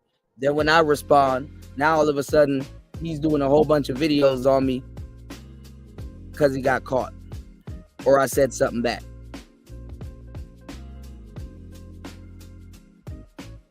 And the thing is, I can see if you said, hey, you know what? I'm going to start doing YouTube.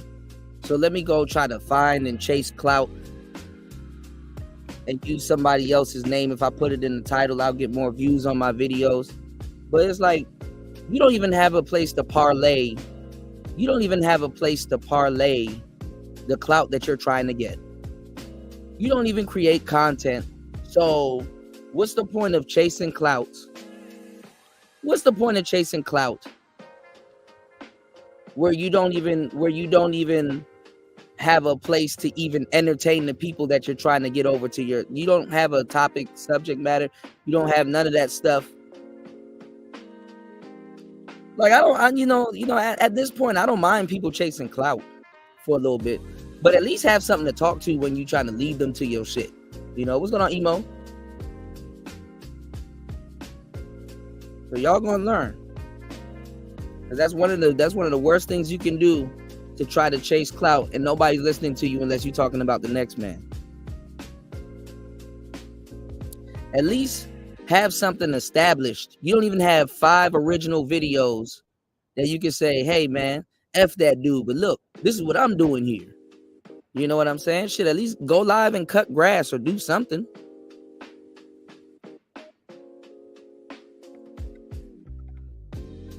When clout chasing goes wrong. It's like you meet somebody in Pomona, but the people in Pomona could be from Fig, they could be from Western, they could be from Vegas, what is it, OC area. All like, you get people from different areas and they'll tell you about other blades and you'll be like, oh, okay, now I know about this next blade. Now I'm over here. Like, you know, you're too intrigued with it to get out now. No, now it's like once you look at one night's worth of money on a good night, you'd be like, man, I'm coming back tomorrow. Man, sign me up. I'd be like, and I'm here tomorrow. Lock me up and throw away the key. You know, but it's like, but for sure, if it is like, you know, it was a good option for a situation that we, like, any of us were in. But I mean, all y'all listening to is, I don't like being a hoe, but I do like being a hoe. But I don't want to be a hoe, but I need to be a hoe. But I'm trying to be a hoe, but I don't want to be a hoe. And I'm saving up so I don't have to be a hoe. But I like being a hoe, but I don't want to be a hoe.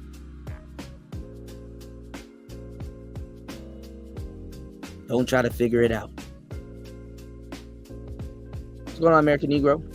We wouldn't push anybody to do it. Like, you know, in the sense, if you're younger and you have an opportunity. If you're younger, you're 17.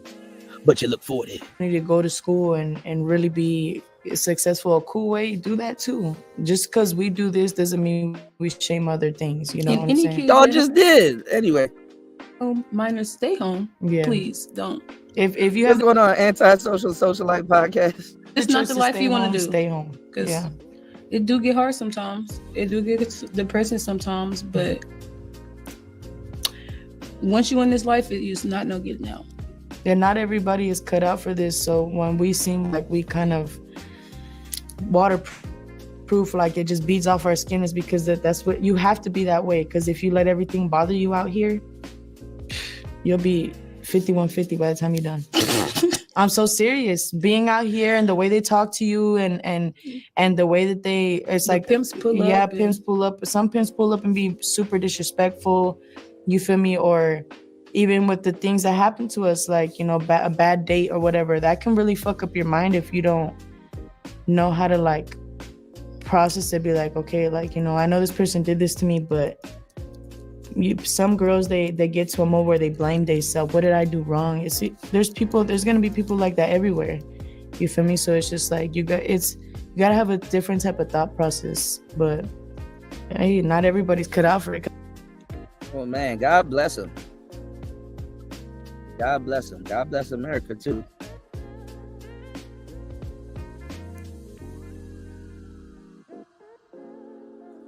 All right. Hit the like button, y'all. Support the show. Let's get into the next segment. You know, I mean, people will get on here and tell y'all to be tricks all day, but won't show y'all the reality of what the product that you guys like so much has to go through. So let's get it. Goldie with another episode of Don't Hate the Player, Learn the Game. And I got a special guest for you. Pimpin' Ken, the infamous, legendary, worldwide, international Pimpin' Ken. How you doing? Hey man, I'm doing better than most and definitely better than the ghost. I appreciate Ken Ivy. You coming on here.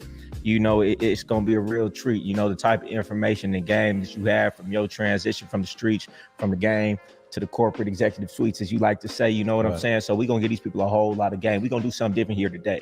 Okay. You know, I had a lot of people sending questions because, you know, you're a different individual. You know, I have a plethora of people on my podcast, and you're somebody that lived a unique lifestyle. Right. So they're going to get a glimpse into what people call the secret society of the game. Right. I don't want to go too far back on your origin story. They could catch that on a lot of the other videos you did because I want to get to the questions, but let's go through it real quick. You done been worldwide. You done been on 40,000 different, music videos. You done been in movies. You done been with the rappers, you know, well respected in the industry. Go ahead, give me a little background. Okay, so when many years ago, an organization called HBO came to Chicago. We was having a players ball at this place called East of the Rhine on 79th. And I was in there popping my game. You know, when I was popping my game, you know, the director, Brent Owens, said, "Say, man, I'd like to take you to..." Got the Chrome Hearts on. I would like to interview you, and I would like to, you know, take you and do it to a hotel somewhere and get you somewhere private and get some of your knowledge. I said, man, you know, it's going to cost you. So he said, what is it going to cost? I said, come on to Milwaukee, you'll find out. So he came to Milwaukee. We negotiated a deal. I got more money than everybody in the movie altogether. The movie ended with me, and I got my name. What's the movie called? Pimps Up, Hoes Down. Pimps Up, Hoes Down. Where could they go find that?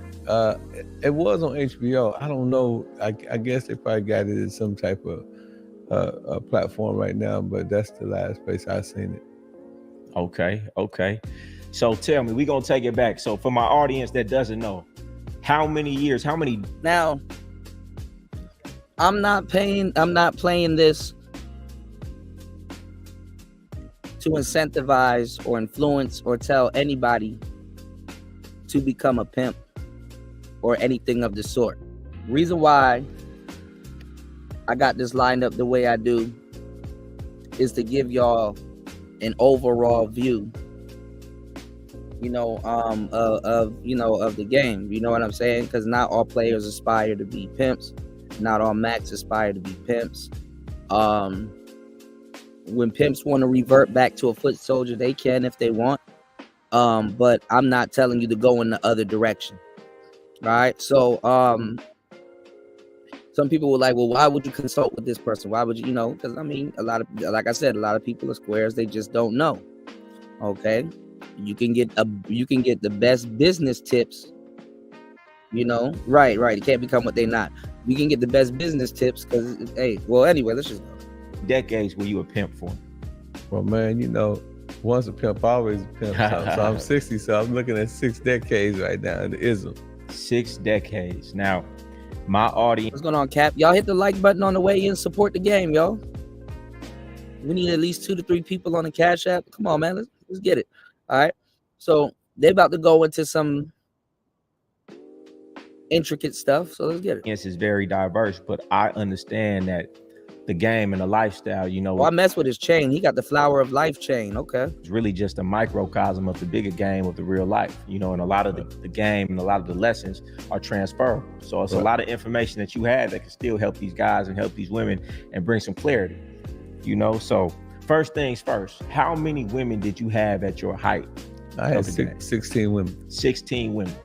See, and that seems unbelievable to some of these regular guys out here, Right. I could bet. Yeah. It's hard to keep one.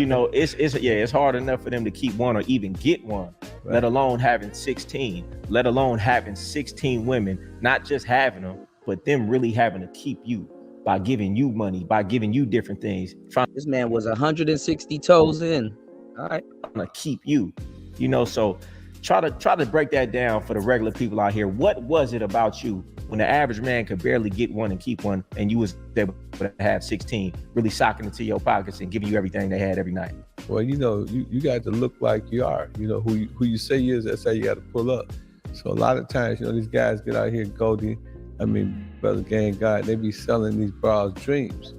I ain't never sold dreams. I made dreams come true.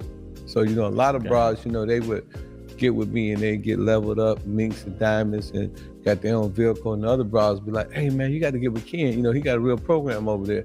My program was so strong, and every time somebody was selling a dream, they was selling me, because I was the dream. You know, hey, we're gonna get some jewelry, we're gonna get Rolls Royce, we're gonna get minks and diamonds. I pull up with all that. So, you know, that was one of my secret sauce.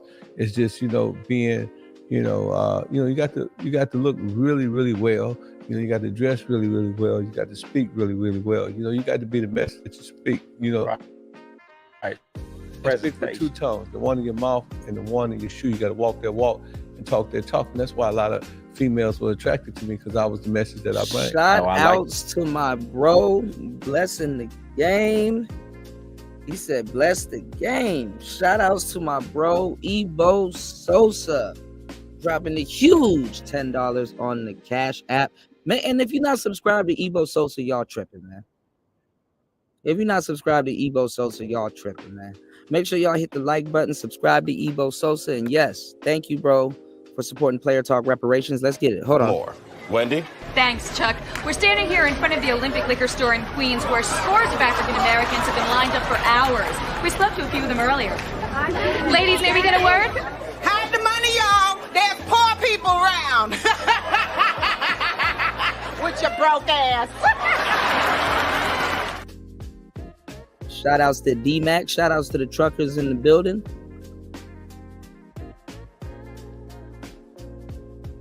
Shout outs to the truckers in the building. Shout outs to everybody getting it in this weekend. I was fucked up. I mean, I hit rock bottom. I was disgusted then when I did it. I'm disgusted now.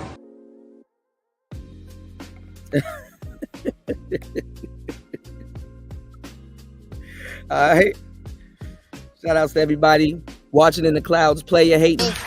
I would like to thank God Almighty for giving everybody so much and me so little. I hate you. I hate you. I don't even know you, and I hate your guts. I hope all the bad things in life happen to you and nobody else but you.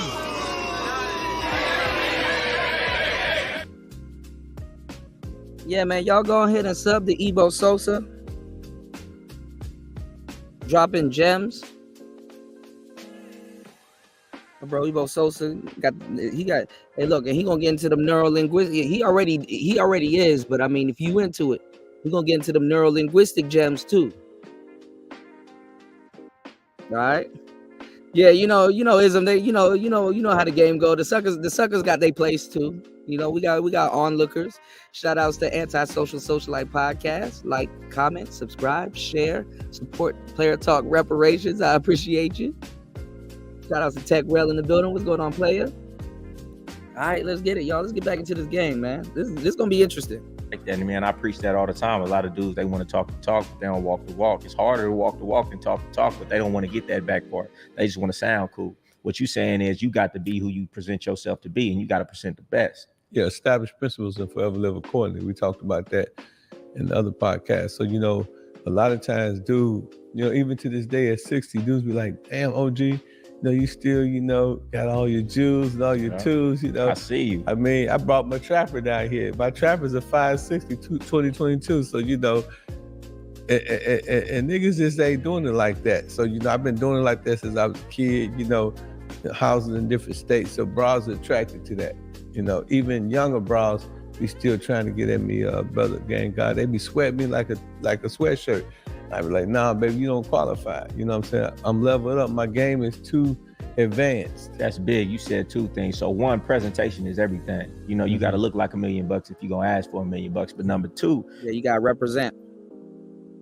You got to represent your program. Pay attention. There's a lot of things that you can learn that somebody's applying in a more extreme, under more extreme conditions than what you're operating under. So if you seeing somebody apply certain things under more extreme conditions, you should be able to, you know, rule or, you know, have dominion over what you got going on. These are the things that you need to learn, not putting somebody on the track. dress the role. Gold for the money. Well, green for the money, gold for the honey. All right. You were saying some women don't qualify, and I feel like that's a big thing to point out, because a lot of these dudes, they just accepting anything, right? And what you saying is they got to choose you, but you got to choose them back. They have to qualify to even be able to deal with you.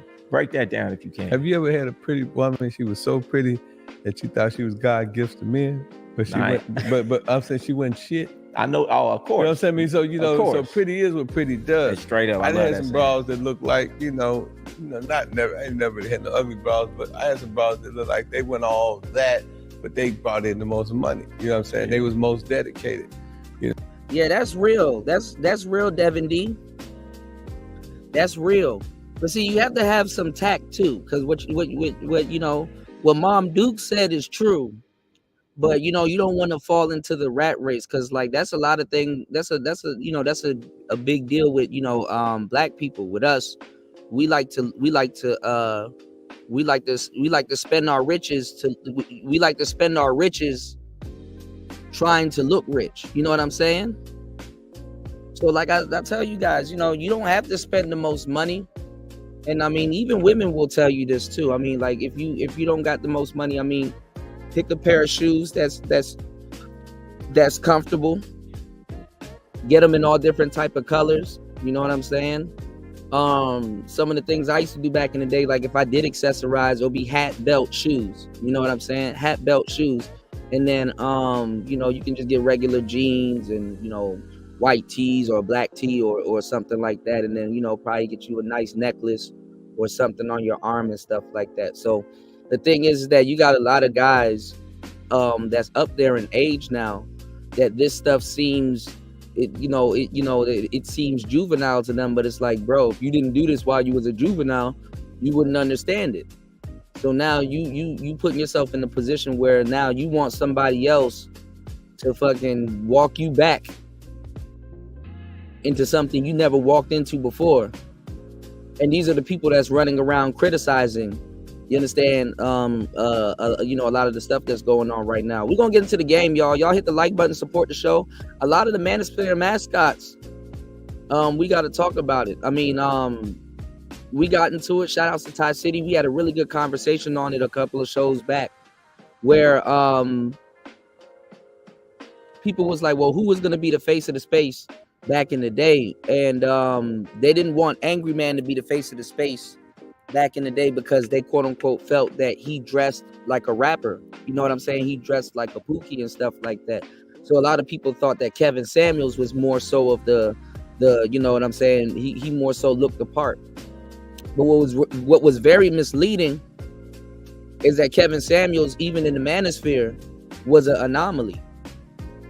And they did the same thing with the Passport Bros. They tried to make Austin Holloman the face of the Passport Bros when Austin Holloman don't look like the Passport Bro. You know what I'm saying? And then the crazy part is that if somebody was to sit there and vocalize, like let's just say like if somebody was to sit there and be like, hey, well, since you want to make him the face or something, why don't you start dressing more like Austin Holloman, since y'all are making him the space muse? You know, because that's really what it is. It's a muse, you know, when you think about it. But it's like people aren't aspiring to be that muse, but they want to be inspired by, you know, it's some weird stuff. Because look at women. Even women that don't look like Cardi B will still try to dress like Cardi B. And it was a little bit too. It was more the content creators, but they weren't doing it righteously. You want to do it righteously. Like when Kevin blew up, a lot of y'all favorite content creators, they hide that shit now. But a lot of y'all favorite content creators start wearing suits and really trying to look the part. They became, those were the first wave Samuelites before he passed away. And then you had the second wave Samuelites coming in, you know. So a lot of brothers, if you know, they keep harping, you know, telling, oh, Cooter, nobody cares about the history. Oh, you better care about the history, because you're going to be doomed to repeat it. Moving off of false pretense and don't know why. But then you got people that are judgmental. You understand what I'm saying? Sometimes you can dress like a certain type of style. There's nothing wrong with that, as long as you know and you're comfortable and you can pull it off. You know what I'm saying? Most people can't pull it off, you know. Kevin Samuels would look crazy wearing hip hop attire. Not because he'll look crazy wearing hip hop attire, but because his clothes will be wearing him and he won't be wearing the clothes, you know? So your demeanor and all that other stuff too gotta really kind of match, you know what I'm saying? And you know what I'm saying? This is why a lot of people went after him, especially pastors. You didn't see a lot of PIs come after him and nothing like that. But look at what Ken got on. He got on the suit. So when he was blowing up, he basically tried the suit. And what I mean by tried the suit, that he was testing the suit. Like a lot of guys will look at him and be like, yo, what's to you? You know what I'm saying?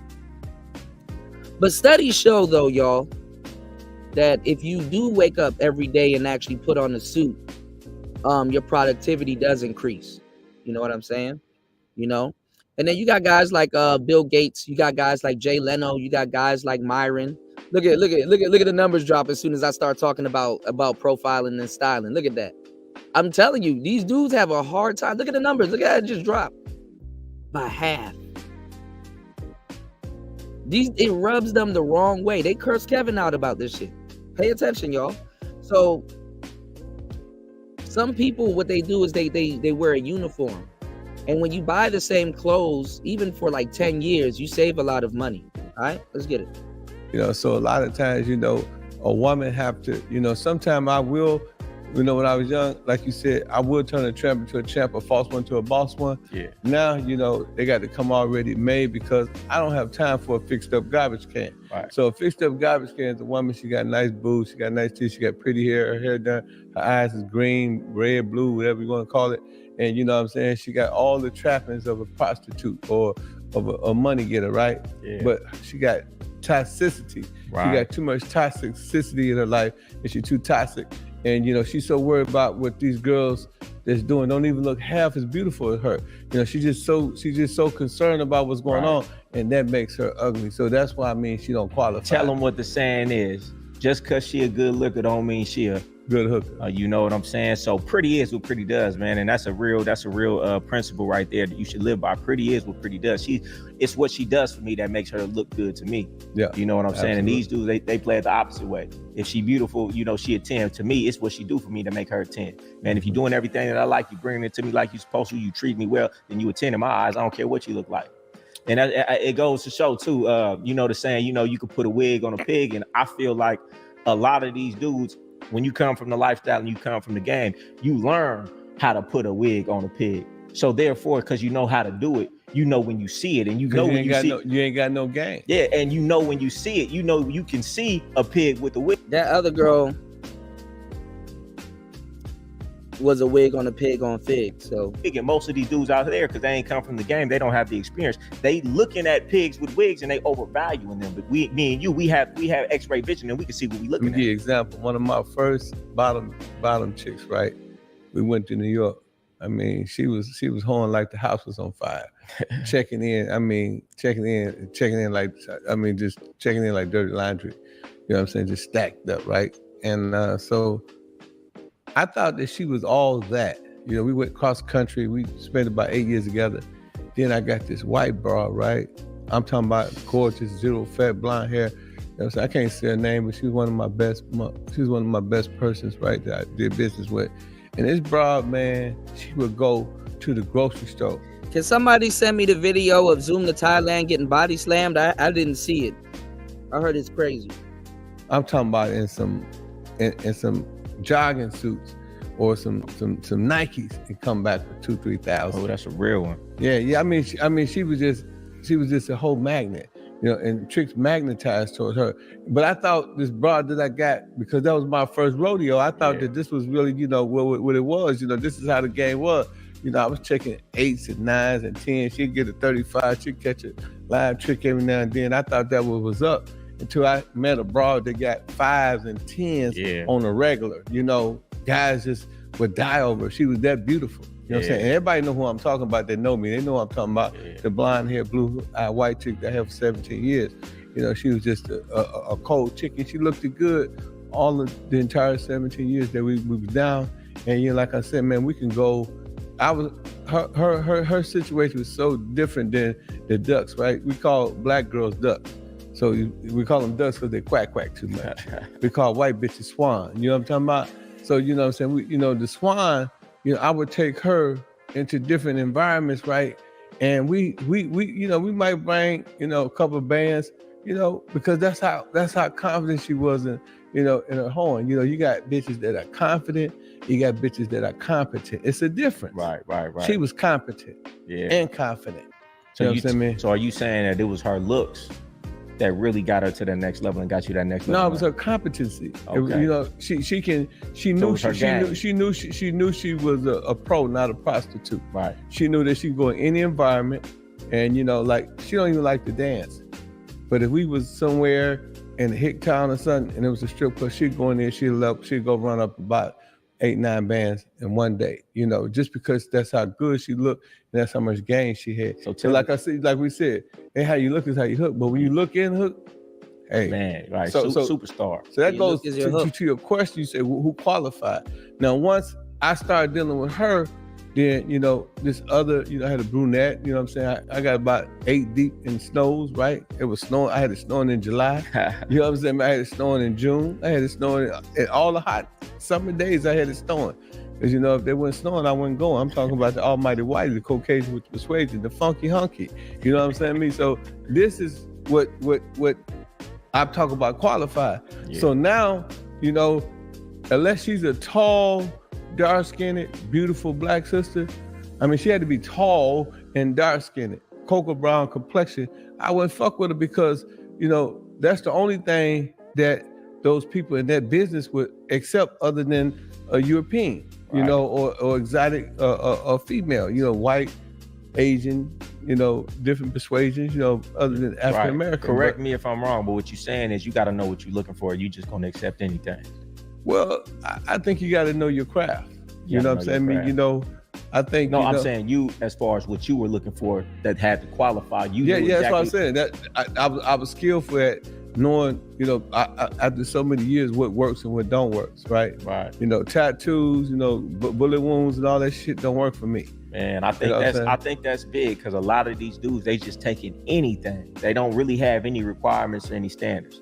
If she coming, he gonna accept it, and that's why he doesn't get further in his situation because he doesn't have qualifications, he doesn't have standards, and you only gonna get what you get. If you taking low level, you only gonna get so much out of that. And you saying you was only taking high level, but you could only get high level because you was a high level man. Well, a lot of guys, right? They think they pimping, right? But it ain't pimping, it's mispimping. Yeah. And mispimping ain't no pimping at all. Break that down. So basically, what I'm saying. If, a broad come to you, she say, yeah, man, I'm choosing up. Here's 30,000, but I need 15,000. You get a broad half, right? Okay, that don't fit with the psychology of the game. Right. Because the game is, I'm the God. I control everything. I control you, your mind, your body, your soul, everything. Right. So that means I have to control the money as well. Exactly. So how can I control your soul, your mind, and your body when I can't control the money? But a lot of guys, they mispimp because they like, man, I'm gonna take this money because I can use this 15. But when you got principles, like, man, I promise you, man, I had bros, man, come at me and try to make deals, and bro, I wouldn't accept the deal for nothing in the world. I stood on my principles. Man, that's and big. Guess what? They always would come back. I tell this story.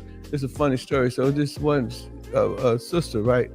You know what I'm saying? This was, I was still dealing with sisters at the time. She worked at this African American club, right? And I would go in there, but she was a dyke. She was a full-fledged dyke. So I would go in there and I would sweat her.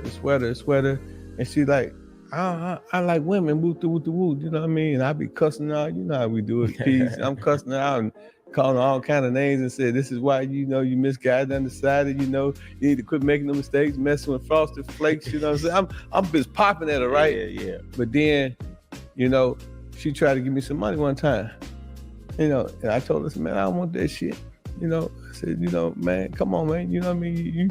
Is that all you got? Is this the half that you was talking about giving me? And then, so one day, we was in Indianapolis. I seen her. Her name Alizé. She was on Pimps Up and Hold Down. You seen the little skirmish between her and that dyke bitch. She went back to dyking though, but she gave me all the money. Yeah. And paid me, man, profusely for months. because I stood on my principles. Man, that's big. That's big right there. You know, that translates into everything in life. When you don't stand on your principles, you gonna fall. And when you stand on your principles, you get respect. Because even that woman who come in the door, she might got 30,000 for you. She say she gonna give you 15. Most dudes will jump at that, not knowing. When you jump at that, you immediately lost her respect. And that's gonna be short-lived anyway, because she knows that you can be bought and not paid. And you got to tell a woman what you always say: I get paid, I don't get bought. I'm gonna tell you something interesting, Brother Gang God. Every battle that I ever had with a bra, I'm talking about some bad bras about the money and the logic that I break down. Like, hold on, first of all, this lady, you know what I'm saying, just look at it like this. How you gonna tell me that you gonna keep the money, gonna do this, and you walk around here, you know, you stripping in front of these dudes, you know what I'm saying, you laying down with these tricks, you know what I'm saying, I mean, you wanna come home and think I'm a trick, you wanna bring the, you know, when you come in, you got to wash the trick up off you, because, you know, it ain't no T on my forehead, this is a P, you know what I mean? So I'm popping at her, and we going through the motions, right? Yeah. And in every situation, yeah, give me that. You know when you win, you know when you got there, smile. I get them, bam, I win every time. And I tell dudes, man, yeah, a woman's job is to break you down to the last compound. That's what she do. Right, it's the pee you out for real. It is the pee you out for real. So your own wife will damn near try to pee you out some days. But that's reassurance. I mean, it's not really something that you should get offended by. You know what I'm saying? It's like, I mean, people want to know that people wake up in the morning and feel different. They always want to know they got a winning scratch card. All right, let's go. Right. She want to make sure that she debates you. That's her job, is to debase a man. You know what I mean? Keep you on your toes a little bit. I mean, a woman is not going to never accept no man that she don't put him through a challenge and he passed. Yeah. You know what I'm saying? Because men are actors and women are reactors. Women are incubators. You know what I'm saying? I mean, if you give them food, you'll say they give you a meal. You know what I'm saying? If you give them semen, they give you a baby. Wherever you give them, they'll return. You know, men are actors, women are reactors. And that's what brothers got to understand. It's what you give that's going to determine what you get. You know what I mean? So if you give them some... But see, that's the thing. A lot of the T's don't know that that's what they're being looked at like. So why in the blue hell would the space promote that? You see what I'm saying? But it's a lot of dudes that give up and they don't care. They're like, look, I don't care. Sell me the sizzle. Make me feel like I'm not a T. Sucker shit. You don't get some sucker shit. Exactly. You know what I mean? A lot of go ahead. No, I was just gonna say, and a lot of dudes, right? The biggest mistake dudes do is they'll go and they'll break on their bra, right, Goldie, and then they'll go take their money and they'll make it rain in the strip club. Disrespectful, ain't that? Well, you know, that's why I be trying to tell these dudes, oh man, P, you know what I'm saying? You know, that's just the catch hand, you know what I'm saying? No, the catch will come for the hanging. I said, yeah, but she gonna always have in the back of her head that you making it rain in the club. Right. You can't make it rain in the club. And if you do, go all the way to Puerto Rico and make it rain. Don't make it rain on the turf where you're playing. You can't eat where you shit, homie. Right. Understand what I'm saying? You know what I mean? These niggas ain't even got no discretion. Yeah. They ain't even discreet about it. Then you wonder why the game is effed up. The game effed up because there's a lot of suckers out here doing a lot of sucker stuff. And then, you know what I'm saying, when brothers like us come around and we standing on principles, they looking at us like we foreigners or we extraterrestrial. You know what I'm saying? Oh, y'all must be from Mars. They said men are from Mars and women are from Venus. They really think we from Mars. That's for sure. That's for sure. Let me get to some of these questions that they had for you yesterday. Okay, yo, so I was having this conversation on my live and, you know, just talking about how women, you know, these dudes is having problems with dating women and things like that, playing with their time, you know, spending a whole bunch of money. Did somebody drop the video in the chat of Zoom to Thailand getting body slammed? Somebody said Zoom to body slam. God damn. That's crazy work. Yeah, it's an old man's game. That's what I was saying. But see what the younger generation is doing, because even girls knew young dudes didn't do that. You know, go buy you some Jordans and go get 20 more women. Young dudes never did that. Young dudes, they got a IROC Z to go fix up. You know what I'm saying? They engine knocking and they cutlass. They're not spending their money on that. But what the young dudes try to do to think that they can outsmart everybody, not just the old dudes, is that they try to use the game to supply their and the girls do it too. They try to use the game to supply their dating pool. They try to use the game to supply their dating pool. And then, like I said, the internet has made everybody's dating pool greatly rise. And one of the worst things that can there's two things that can happen to you that's one of the worst things ever when you're a Gen Z or you're young and you coming up in the next generation. One of the worst things you could ever do is have an internet personality given to you before you even develop your own personal personality. One of the worst things you can ever have is a social media before you have a social life. You understand what I'm saying? Most people don't have a social life. They have a social media, you know? And then people, like I said, even here, like I showed y'all how dudes flip-flop depending on whose chat they in and shit like that and whose page they on. People flip-flop. Like you could be a gump on Instagram, but the man on YouTube, you know? And then the cool dude on Facebook. Like, it's crazy.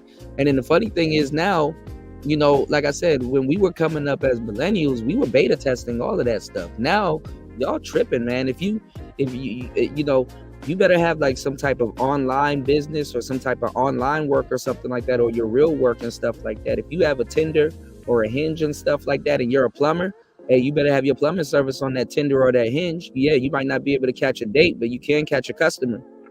You understand what I'm saying? Everything is that's free promotion. But nobody's looking at it like that because they're like, okay, well, in my real life, I'm gonna do this, and then I'm gonna try to seriously make a dating y'all don't even seriously make a dating profile. Even if you're making a dating profile, you gotta spend at least a little bit of money and get some headshots taken and stuff like that. Like, you know, I'm putting together my bookkeeping business and stuff like that. I gotta go find who does like really good headshots out here and stuff like that, and go take a professional headshot and go use that, you know. Or shit, if you got a good AI generator and stuff like that doesn't look janky, you can use that. You know, there's a lot of different things you got to do. So, you know, one of the worst things you could ever had handed to you is a social media before you had a social life, or you know, or a social media personality before you have a social life. You know what I'm saying? Because it's like even the average person with just an account has a shtick that they probably got to live up to, even if they're not a content creator. Low key, I'm gonna tell y'all the truth. Every single one of y'all are content creators if you're on social media commenting and doing whatever you're doing. You just don't know it yet. But you're not a content creator in the sense of what I'm doing or what other people might be doing and things like that. But anybody that participates, or even if you're a letter or an avatar, kind of fairly create content. You post stuff on your wall, you put out, you know, hey, there's what it is. Yeah. All right. So don't focus on the shtick. You need a lot of people. I'm telling y'all, you gotta get off social media for a little bit and really start building up your real life. You know what I'm saying? Because now people are using social media to imitate real life, when social media comes from, you know, from people that live real life. But social media got its own legs. You understand what I'm saying? So don't conflate the two. And not really get nothing in return. And I said, you know, it made me think of in a game. Ain't nobody in this space dropping these type of gems. Niggas are just on panels arguing and shit like that. So I really hope you guys are taking in this message and soaking up this game and getting this mental chewing gum, man. Y'all support the show. Y'all's Player Talk. 2 hours and 8 minutes into the madness. Hit the like button. Support the show. Let's get it. You know, break down first what a choosing fee is and what a interview fee is. Okay, so like a choosing fee. Yeah, it blurs the line. Absolutely. Is when a broad come from some ism, and she choosing up. You know what I mean? And so she want to get with the man. Yeah, she already with some ism, and she coming and she choosing up, or she just left some ism and she coming to choose up. You know what I'm saying? Either way, you got to serve that dude when she choose up. Now, an interview fee is like, you know, you might be sitting down with a broad know what I'm saying? She at the strip club. She got a bag of ones or something. She got a bag of 20s or something. You might like, hey, look here, little mama. You know what I'm saying? I want to fuck with you, but you know, it's some real ism right here. You know what I'm saying? So look here, you understand me? Why don't you check that little money in, and then I'm going to show you. And then people be wondering why there's a choosing fee and stuff like that, because she may have habits from somebody else that laced her with something, and she may be doing something a little bit wrong, and it's like, okay, damn, I gotta damn near spend money, time, and resources from breaking you out of your old habits that's not getting you nowhere. That's why you chose up. You know, you got to be able to convey this to people. You understand what I'm saying? Like, man, this shit crazy, man. I'm not telling y'all to get into no fucking lifestyle, but that's really the same thing going on. And then the funny thing is that I'm not telling you to be a P, but think about women that go from boyfriend to boyfriend to boyfriend to boyfriend to boyfriend. Sometimes you got to break them old habits, or it's like, okay, yeah, you did that with your ex, but you with me now. This is what I required. You understand what I'm saying? So even take that in a square context. What my program be about, you know what I mean? And we're gonna make it make sense. And then, you know, you're gonna break her on the spot. You know what I'm saying? That's an interview. Right. Because she didn't choose up. You know what I'm saying? I mean, you asking for the money. She ain't giving you the money. You asking for the money. I like to be chose with my mouth closed. I hate working at a bitch. You know what I'm saying? That because it's always a long shot, brother, gang guy, because you may not hit. You know what I mean? Yeah. So she don't turn out. So, but you know, I'm always so fresh and so sharp. Like I said, I'm 60 years old, man. I don't even, man, I ain't even in the game. I ain't got a picture of a bitch. Don't want a bitch. But man, I still get action like I was because I still carry myself the same way. If they don't take nothing from this interview, it's all about presentation. You want to get chose with your mouth closed, and I'm big on getting chose. Yeah. You know, a player gets chose. You know, he knows how to put himself in position to be chose. Man, you know how many bras ask me about you? Man, they all in my thing. Who's that kid? I'm like, well, now y'all want, now we cool, huh? Now we can talk, right? Yeah, man. They all been asking about you because, you know, when I was young, I was. Yeah, I remember you said something, Thai City. I know what sector you talking about. Goldie. You know what I'm saying? I stayed fresh. When I was your age, I stayed fresh. I learned, you know, you was campaigning the hardest, man. I used to hear about you, how you used to campaign, you know. But that's the game. That's why I said, you know, whatever you do, you're gonna be successful. Because you're right. Presentation is first and foremost. You know, when I go to business meetings and stuff like that, you know, I don't go in there with a frown on my face. I'm like, how y'all doing? I shake everybody's hand.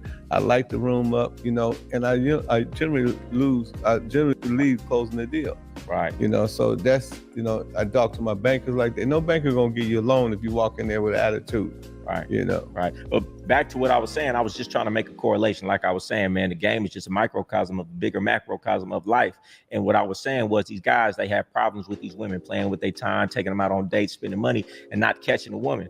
And if they use the same principles in the game, hey, if you even want to sit down with an interview, I need an interview fee. A lot of women wouldn't be playing. And that's what the fee in the game is for. It's because if you don't make that woman pay for your time, then she gonna play. It cuts out the extra games that they can play with you. But guess what? If she pay for your time, you know she's seriously interested. And I feel like dudes should go back to that in real life. Hey, if you want to go on a date, you pay for it. I guarantee you might not catch as many dates, but the dates you do catch is gonna be a woman who's really interested in you. Hey, the blind chick I was talking about, you know, the one that I have for 17 years, right?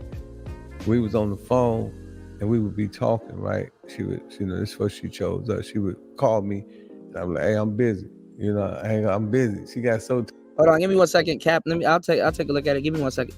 Past that, she said, so okay, what I need to do? Right. Make them sweat. And I went to her town, I met her, and she, you know, she gave me a healthy fee, right? Because, you know, even though in the inside of me, I was like, I liked her on every level. She was beautiful, zero fat, you know, cold body for a white girl, you know, got money, but I still had to, you know, I had to get that fee.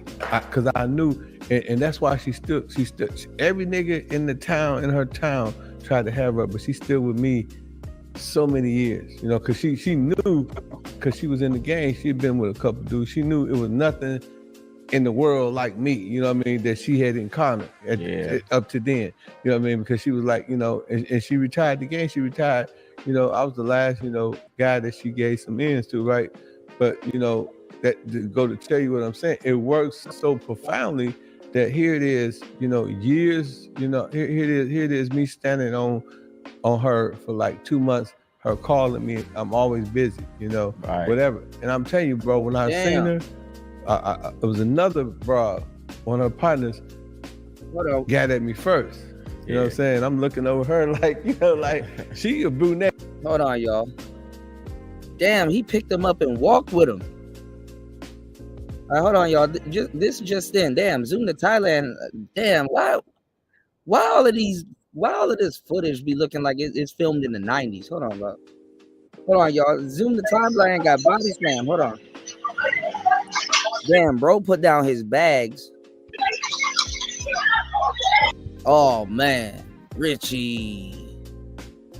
Damn, you don't get picked up like that, bro. I ain't gonna lie, them body slams be swift, too. Them joints be quick. Hold on, y'all. Next minute, you in the air. This man got put in the torture rack.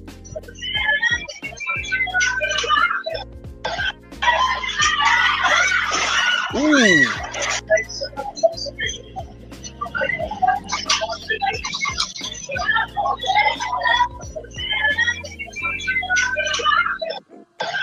Okay, he airbound, y'all.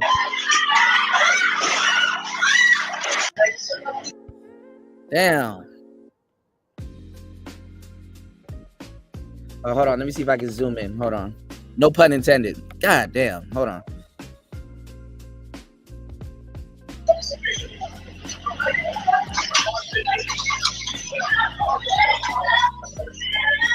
He in the air now.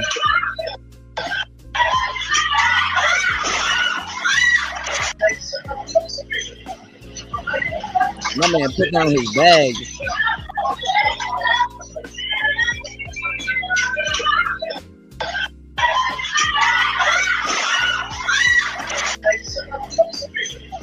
God damn. You tried to throw a leg kick. You tried. Larry, you hell, man. Shit.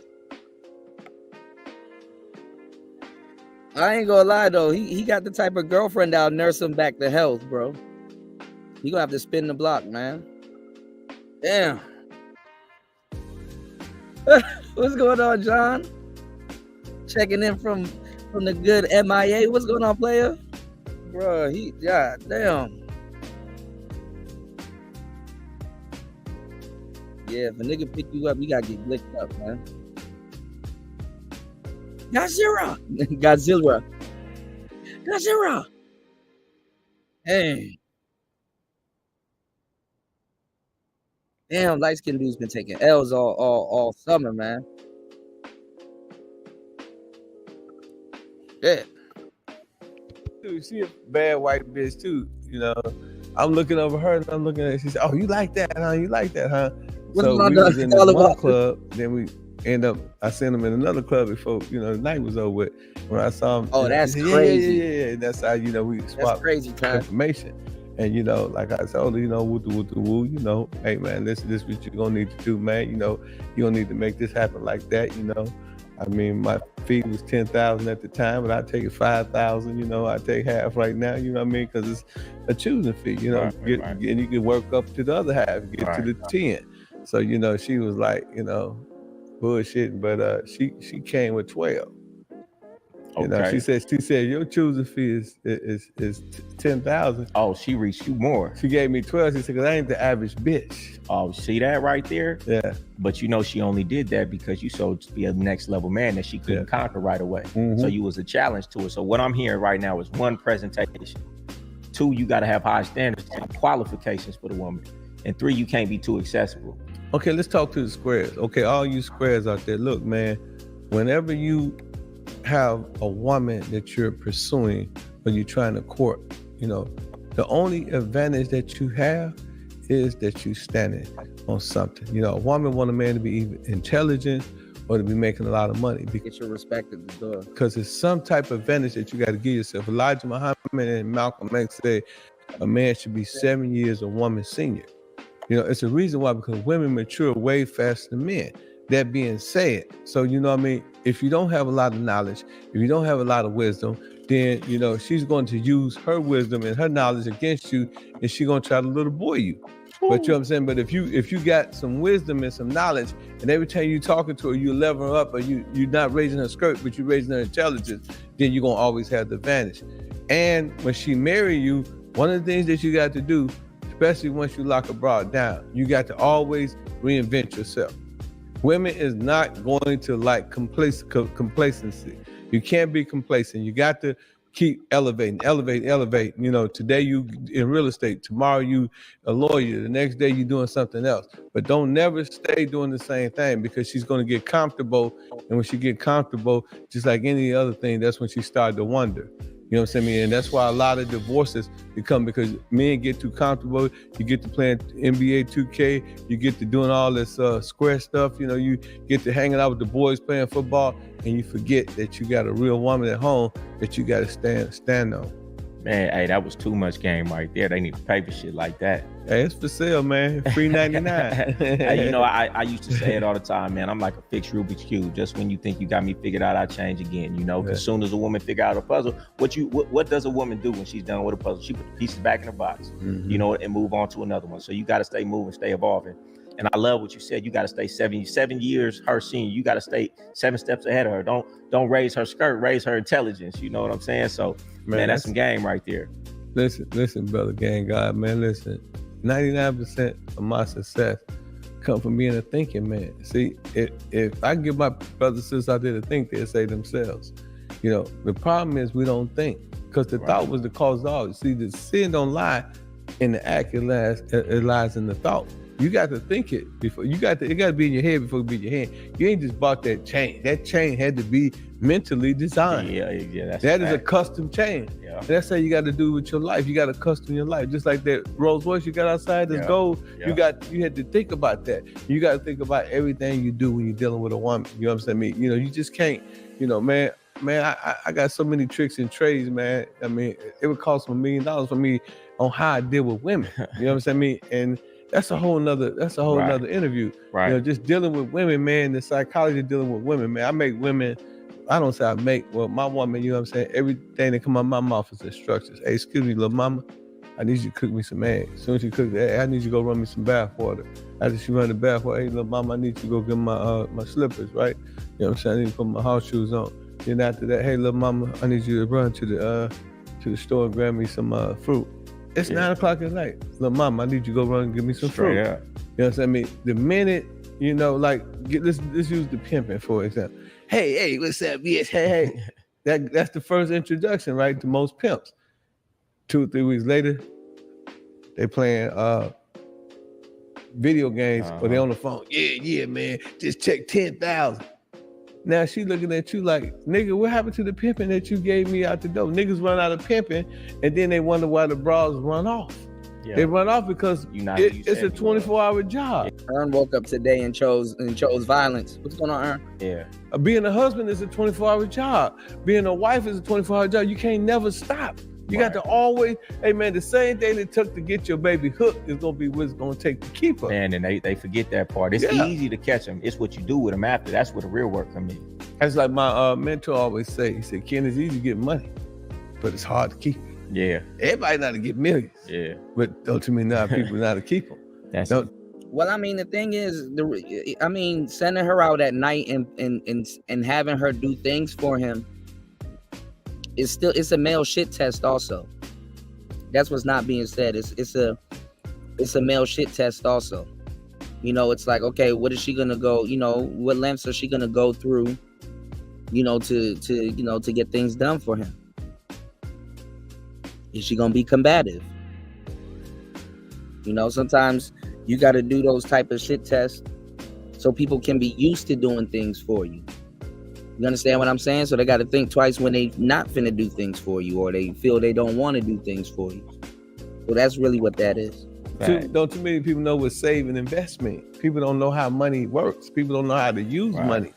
You know, and the same thing with females. A lot of niggas can catch a bitch. Right, don't know what to do. But hey, man, I seen niggas catch a bitch, pull up in a Bentley and leave in a motherfucking bucket with their pants holding up with a shoestring because they ran out of pimping. Yeah. And me and you got into it. He said, Ken, I'm gonna take all your money. I said, cool, go take the money, man. Just let me keep my game, man. Right. It's just worth. Yeah, because I'm gonna get some more money. Right. You know what I'm saying? Niggas be looking for their game like they lost some cigarettes. Where my game at? And the bitches looking at them like, they get a call, you bitch ass nigga. You know, fuck you, nigga. And they wonder where the disrespect come. Nigga, disrespect come from the bitch that peeped your game, nigga. Yeah. You live in the glass house, nigga. Don't throw rocks if you live in the glass house. And I think that's what a lot of dudes in the game for sure. I've seen it, and outside of. The funny part is that you got a lot of clowns in the space that reduce this to a caricature. And like I said, it protects it because it's like, okay, you think this person's a caricature. Okay. The game, a lot of dudes are presenting a presentation that's not really them, thinking a woman ain't gonna figure it out. She might not tell you she figured it out, but her actions towards you show you that she knows she figured it out. When she's a little bit more disrespectful, when she's a little bit more resentful towards you, it's because she done figured you was a fake ass nigga, and what you presented to me was not the truth. You are not who you said you were, and what you saying is you was every bit of man you told her and showed her you was when y'all. And sometimes you got to play possum on a bitch, man. I pulled up into Atlanta 4 years ago, driving rental cars. You know what I'm saying? Took all the Jews off. You know what I'm saying? Just start, grinding and hustling and shaking hands and hobnobbing and making friends and connections in the town, right? Yeah. Then I pull up, brought the Bentley out, then brought the Benz out, then started putting the Jews on. I gradually eased up in them. So you could do the reverse on the bitch. Yeah. You know what I'm saying? I mean, you don't let a bitch see your whole kit. You know what I'm saying? You don't let a bitch see your whole plan, right? So you might just, hey, pull up in some regular daggers. You might just have on, a Barberry, no jewels, no even show the Rolls Royce. And then, let her get to know you. And then when you get to know you, and then you pull up in a Rolls Royce, she gonna like, and Nikki, it's an instant lock. I used to love doing stuff like that. Goldie, that's an instant lock. Yeah. Dude, every motherfucker in Atlanta now like, goddamn, Ken, we didn't know you was woo-doo. They thought it was some regular daggler shit. Yeah. But you know what I'm saying, man? I had to play, because I play chess, right? You know what I'm saying? So I'm pushing pawns when I first come to the town. Yeah. You understand? Then I started checkmate niggas. Then niggas started sending me on all the podcasts. They said, damn, this nigga on Big Fat. Drink Chat. This nigga got Boosie signed to it. This nigga Ice-T said, this nigga got, him and Rick Ross got a movie there. This nigga, wow, woo, this nigga did what? Nigga, he been on 60 million records? They didn't know that. Yeah. You know what I'm saying? So I use that as an example. Now the whole town fucks with me. I got 10,000 members. My organization, big organization in the town. You know what I'm saying? I do that. I used to do that in the game too. I pull up in the Altima. You know what I'm saying? I let them niggas get wrecked on my bitches. You know what I'm saying? They all sweat my hoes. Then I go, I click cut, crazy to the Superman. I pull up the gators on the minks, the diamond, the big old crowd ring, the minks, and man, I'm sweating everybody. And niggas chasing my car. Hey man, come on, man. Dog, I ain't got but one bitch, man. Come on, Ken, man. The bitch all in your business. I see the bitch looking at you, P. I said, all right, man, I'm gonna spare you, man. I'm gonna let you eat, man. But hey, man, look here, man. Y'all niggas was sweating my hoes, man. I ain't saying nothing, man. I let y'all niggas get wrecked, man. Y'all niggas act like y'all was in the gym shooting 3-pointers, man. And I think that's big. You talking about playing chess, not checkers, and a lot of these dudes, they only got one move.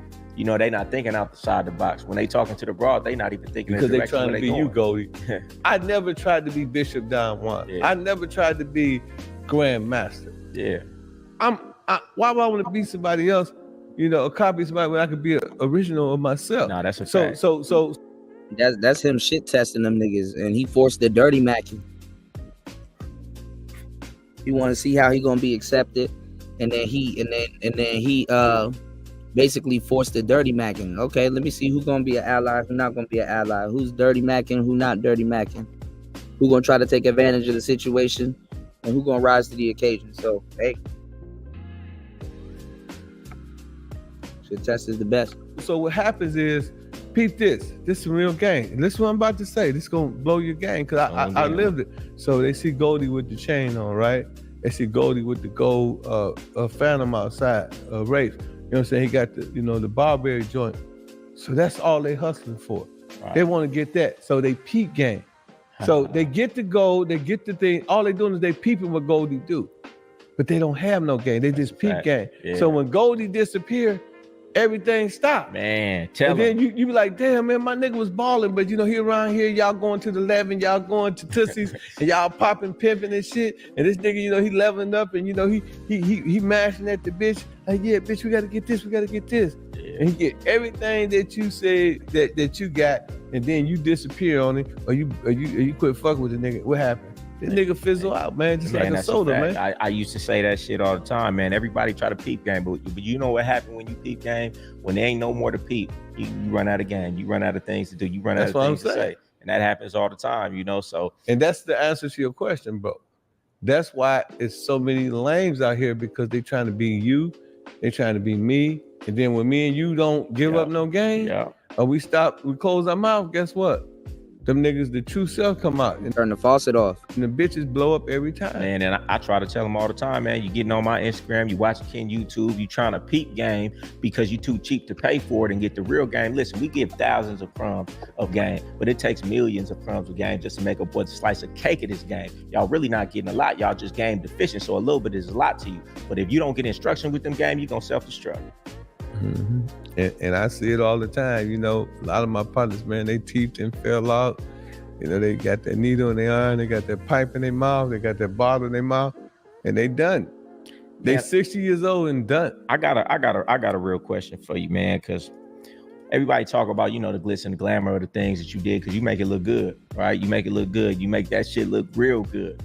But what's the reality of the game, you know? Because most of them, I would say, aren't doing it like you. I would say maybe you like the 5%. The majority of the game is almost like the majority of real life, you know? Middle class, just barely getting by. What do you think about that? You think I'm right on that estimate or wrong? Well, you know, one must study to show itself approved, you know?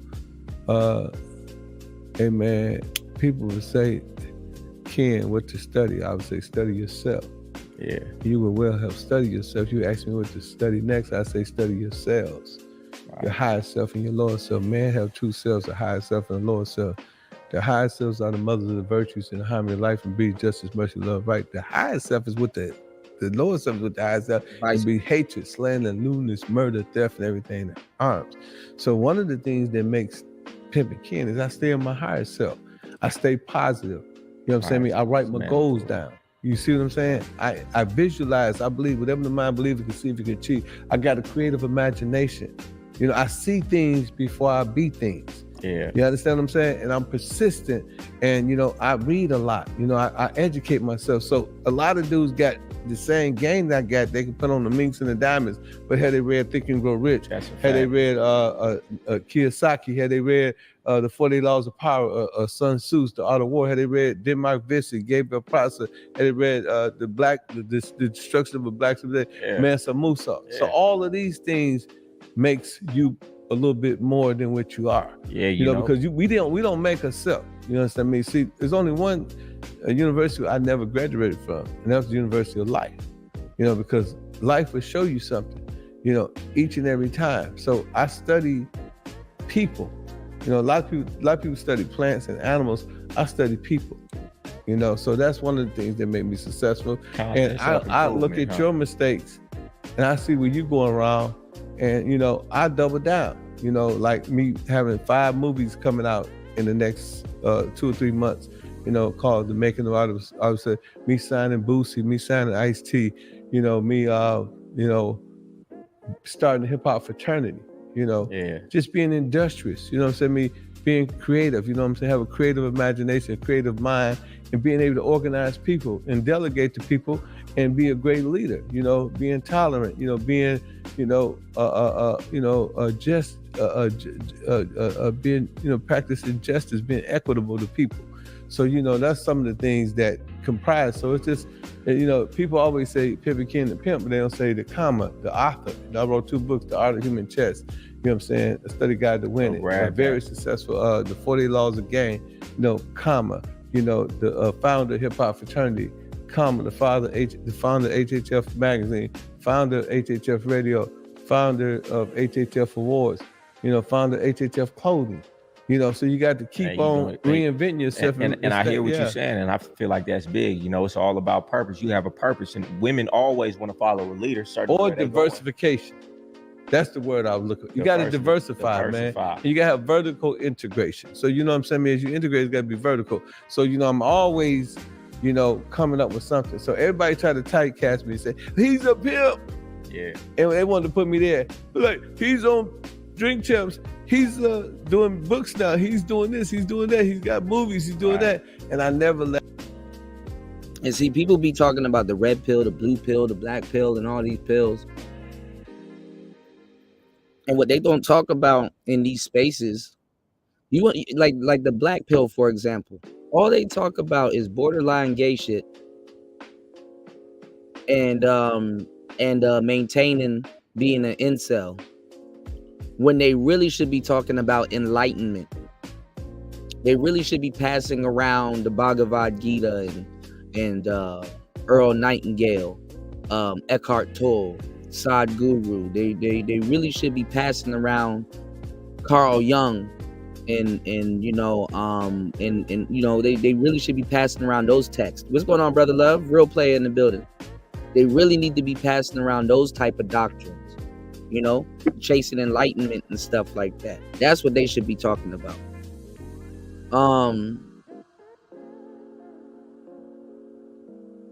I'm not going to tell you that peas are enlightened, but I will tell you that don't be frightened if you find out that a pea is enlightened. Do you understand what I'm saying?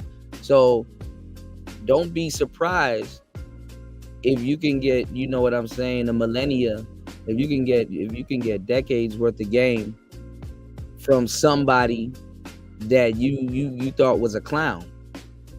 And remember how I told y'all, like, you know, when you go chase information and especially the game, uncommon information, you always run into something. What's going on, Vader? What's going on, player? You always run into a wall where you thought you knew everything, and then now you get enlightened with some information, which always makes you go back to the drawing board. You know what I'm saying? You should fall in love with the default, because you don't know everything. You know, no matter how far you get from the tree of knowledge, you gotta fall in love with the default, because somebody always gonna say something that's gonna spark something in you, and then you gotta be like, damn, okay, now let me kind of rethink everything. And that's kind of really a large part of a man's life, is to like rethink and refine and, you know, retune you know, something that, you know what I'm saying, that he may have possibly thought he knew, or not even to retune. You know, if you on your path and you know you on your main character energy type shit, you know what I'm saying, you always get new tools that you can add, you know what I'm saying, you know, to what you already got, you know what I'm saying. So you probably sharp as a whistle, and you like, man, I got this AK, I got this Draco, don't nobody need no tools. I you know what I'm saying, I'm you know what I'm saying, I got the monkey nuts on this joint, I got the 30, you know what I'm saying, if you ain't heard me. And a nigga be like, well, you know about a bayonet? What you talking about? Here you go. Here's a clip. Let me put this bayonet at the end of your AK, because they come with bayonets, or should. So this way you don't waste no bullets. Always gotta revamp, recalibrate, you know what I'm saying? And also too, if that's not where your mindset is at, if you up with the times, you know, Father Time will do that for you anyway. You know what I'm saying? Make it so that you have to recalibrate or redo things and stuff like that. So we live in a pivotal time right now, where you know, everything is getting revamped, you know, recalibrated, you know.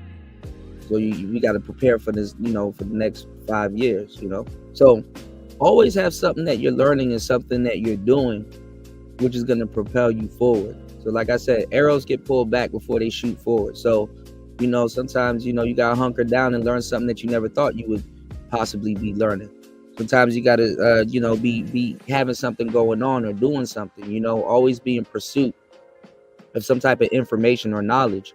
Or be on your main mission, or if you feel that you can get, knowledge or reps or something from like completing side missions and stuff like that, go ahead and get them side missions out the way. So by the time, shit come back around, you're gonna be ready for it, or ready to go forward. So it is what it is.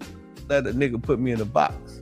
You understand what I'm saying? You say, you got to constantly be evolving it, and women see that. You know what the greatest test, Brother Goldie, is on the IQ test? The test that most people fail on that IQ test, you know what it is? You know that little thing that you got to draw the lines? Yeah. You got to connect the dots. Nobody, the only way you connect the dot, the only way you connect it, you got to go outside the box and then you got to come back in. That's some game, right? And see, that's what people don't do. You know what I'm saying? That determines your IQ, the ability to step outside the box. That's your IQ, right? Your IQ is your intelligence quotient. Your EQ is your emotional quotient. But the quotient that don't nobody pay attention to is your AQ. That's your adaptability quotient, your ability to adapt to any situation. Sometimes to adapt to a situation, Goldie, you can't just say, I got this. No, you got to have an out-of-body experience. You have to get outside of your body, and you got to view the situation from outside of your body. Like right now. Situational and versatility. I can step outside of this interview, and I can look at what's going on. I said, Goldie want me to go in this direction. Yeah, you know what I'm saying? Right. And, that's an out-of-body experience. Oh, man, this broad, she ain't falling for the ice cream. You know what I'm saying? She ain't falling for the fried ice cream. Let me go another route. Let me call the waitress and do something dramatic. Hey, look here, man, you're a very beautiful lady. You know what I'm saying? Hey, me and my lady, we appreciate what you're doing. I said, here. I got two hands. In one hand, it's $100. The other hand is $1 bill. Pick the one you want. She picked it, $100 bill. She said, oh, how you think she picked it? I said, because it was $200 bill. You know what I mean? Now she, now I got her talking like, and she's smiling. You see what I'm saying? You got the, out-of-body experience, man, is thinking. Yeah, you thinking outside the box, and that's why we call them squares, because they thinking inside the box and can't break out the box. I got a question from from my live today.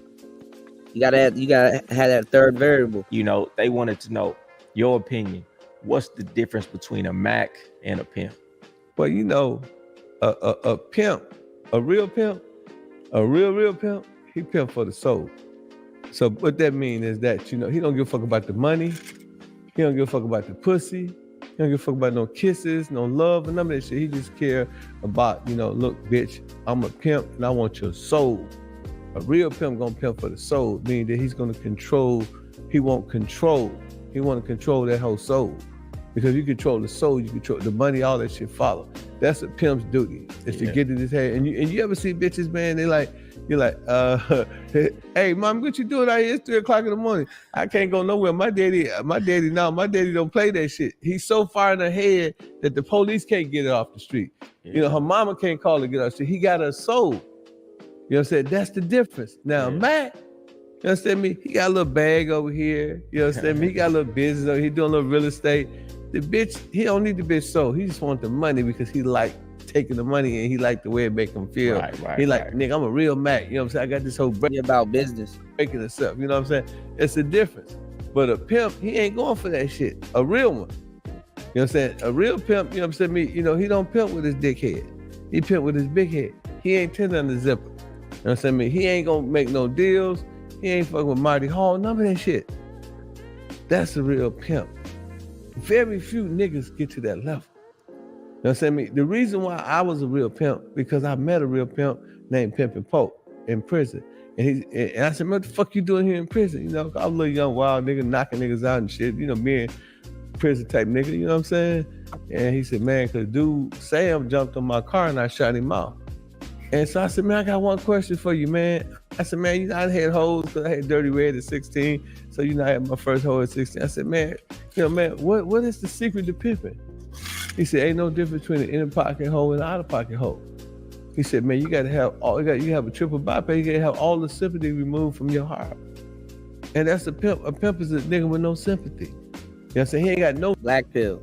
No sympathy for no hoe because he understands that these hoes belong to the community. The bitch left her mama, she'll leave you. Mother had the bitch, mother fucked the bitch. I don't need the bitch, let the welfare feed the bitch. You know what I'm saying? And that's how a real pimp think. So when you see a nigga, you know what I'm saying, You know, the bitch get out, he riding around, he might have the Phantom or the Rolls Royce or the BMW or the Benz, and like, what's wrong with this nigga? He looking, asking, nigga, hey man, you seen that bitch? You know what I'm saying? That nigga there, he ain't got no pimping with it. So tell me, because there's a lot of dudes on here, and I get it in my messages all the time, you know, what do you tell these dudes who really ain't got a lick of game in them?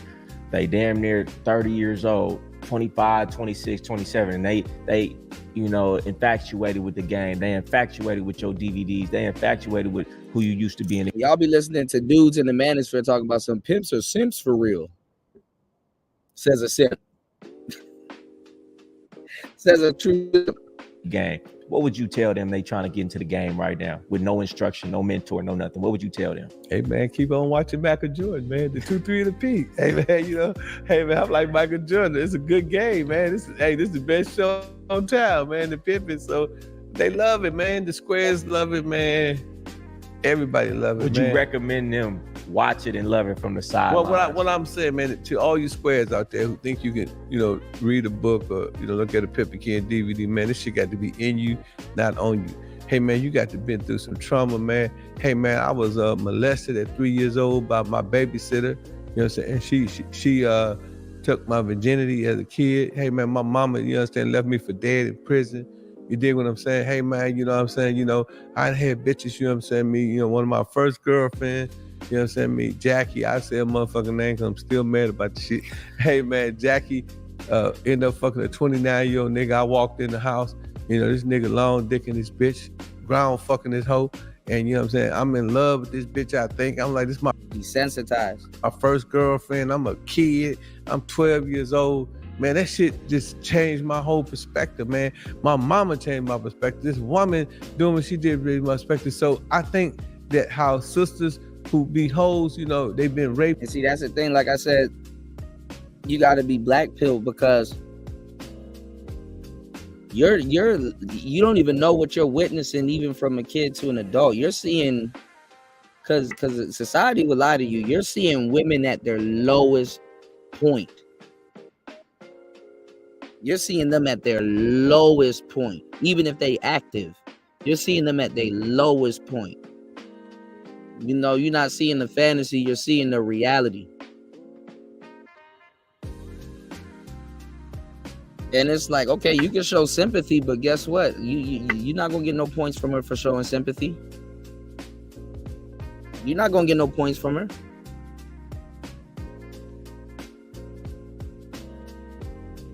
And when you witness that, sometimes it's like, okay, damn, you can't put the toothpaste back in the tube. She can't sell you that fantasy like that.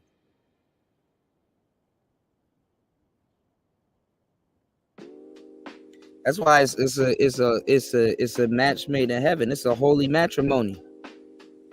That's why a Trick can't possibly love a woman like that for who she is, because he never seen that side. Because if he did, shit, I'm not gonna say the Trick gonna turn into the pimping, but that shit gonna fuck his head up.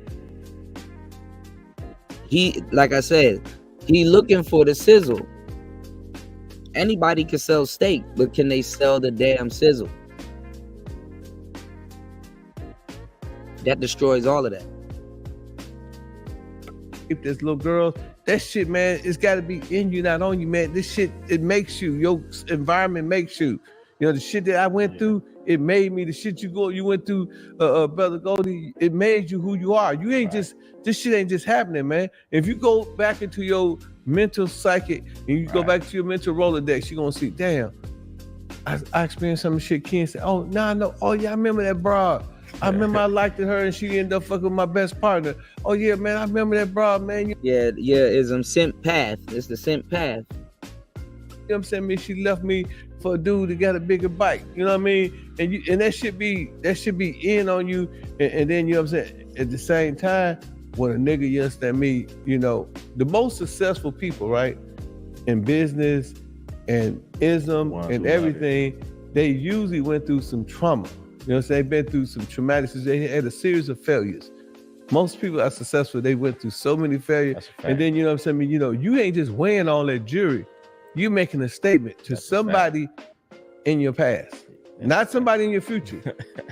somebody in your past, you like, yeah, okay, bitch, you know, yeah, nigga, yeah, all you whole ass niggas, y'all sold all the dope, nigga, y'all, you know, y'all had the motherfucking sack bigger than Santa Claus. Y'all tried to little boy me back then. Y'all tried to little boy me, yeah, nigga. Now what? You know what I mean? And you know, somewhere out in nigga dome, they watching.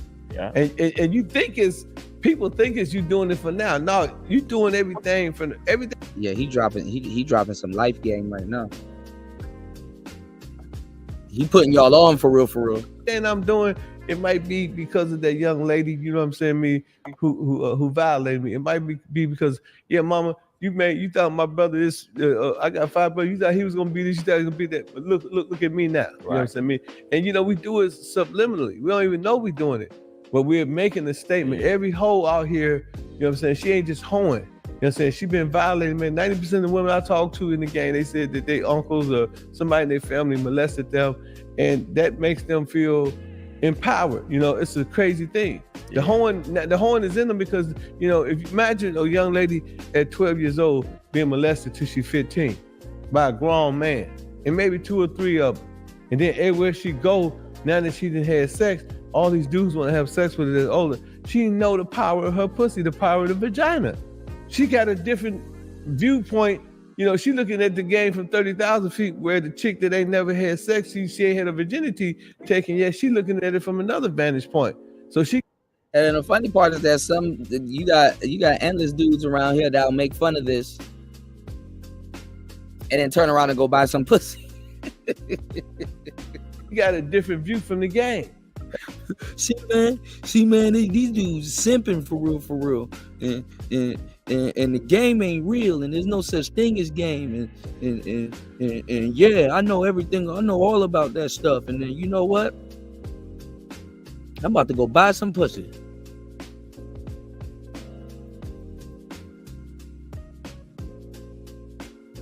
How you come out the pussy and spend the rest of your life trying to get right back into it? Spend all that, you came out the pussy and you spending all your life trying to get back into it. You see, these dudes are clowns, man. Don't listen to these dudes, man. These dudes simping, man. These dudes are clowns, man. Damn, there go a baddie right there. I'm gonna pay her.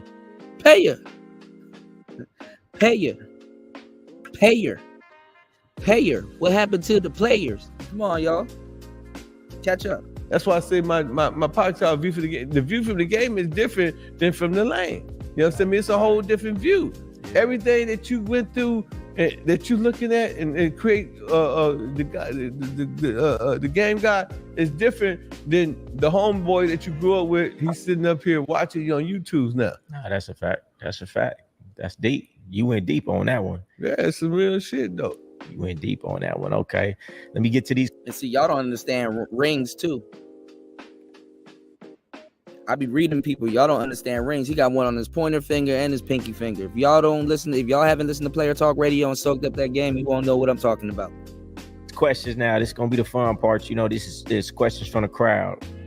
You would know rings on certain fingers mean things, and it's not by accident.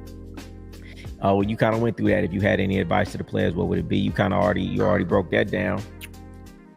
This is one of your famous. I don't know, man. I'll attribute this to you, but it might have been around before you. Purse first, ass last. Somebody wants you to break that down. That's simple. You want to get the money first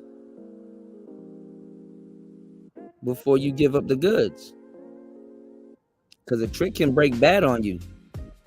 Give me my money, give me. Nigga, did you take my $100? That's right, little bitch. Ain't $100 worth of. Give me my money, man. I can't play that clip because I got copyrighted for. That's right, little bitch. Oh my God, never mind. Let this go. ABCs to us, but okay. Well, that came from my partner JD, the guy that gave me my first hoe. You know what I'm saying? He the first one I heard say purse first, ass last. And we started off young. We had our first hoes at 16.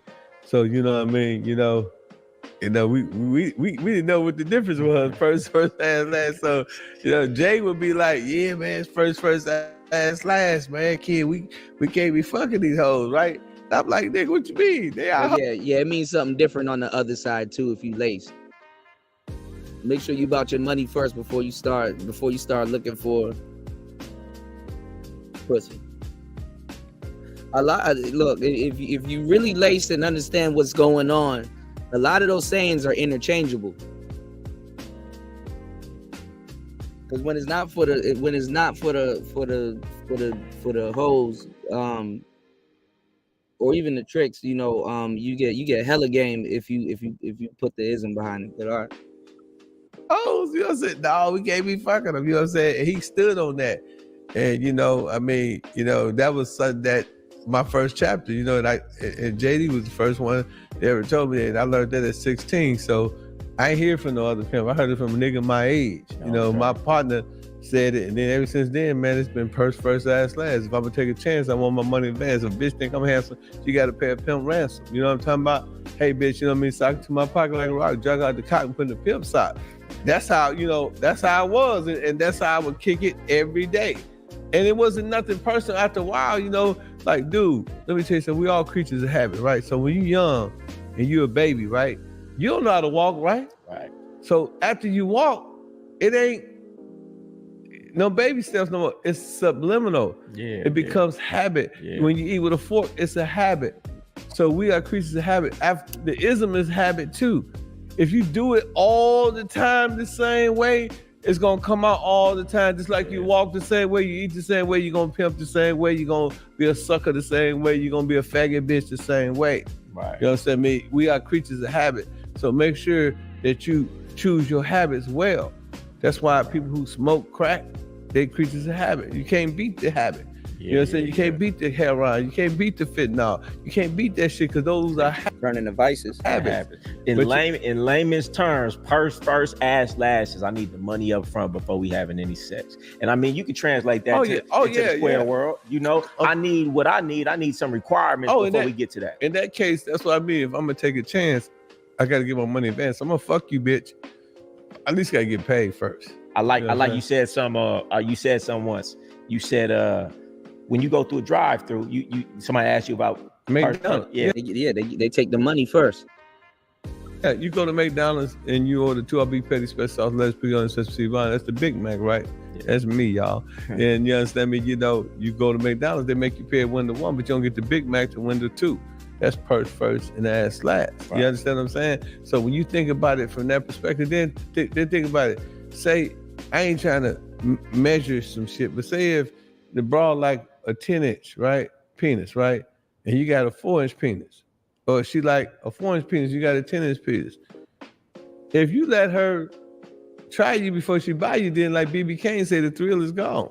You see what I'm saying? So look, hey man, you know what I'm saying? You gonna get to see the package way after you pay for it. Right. You know what I'm saying? So pay for this package first, and then after what I'm saying, I got my ends and I turned them ends into dividends. Now you understand me, you can see these trophies.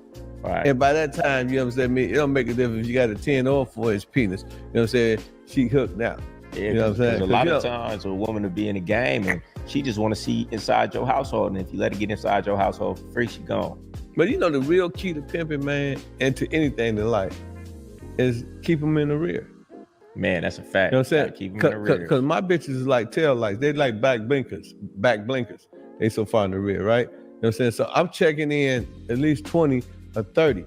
At that point, it don't make a difference how I fuck, or nothing, whatever, she's so far in the rear. Right here. Now the bitch chasing her money. Man, this is some big game because a lot of these dudes, they don't even understand the concept of keeping her in the rear. Because you know what a lot of these bras do? Every bit of dollar that she give you in her hair, she keeping counting. She trying to get every dollar. Oh, I need the nails done. I need the hair done. She trying to get every dollar back out of you. A bitch gonna follow her money. Yeah. If you get the money, you keep her in the rear. Very few bras lead the money. Yeah. But see, it's a trick to it.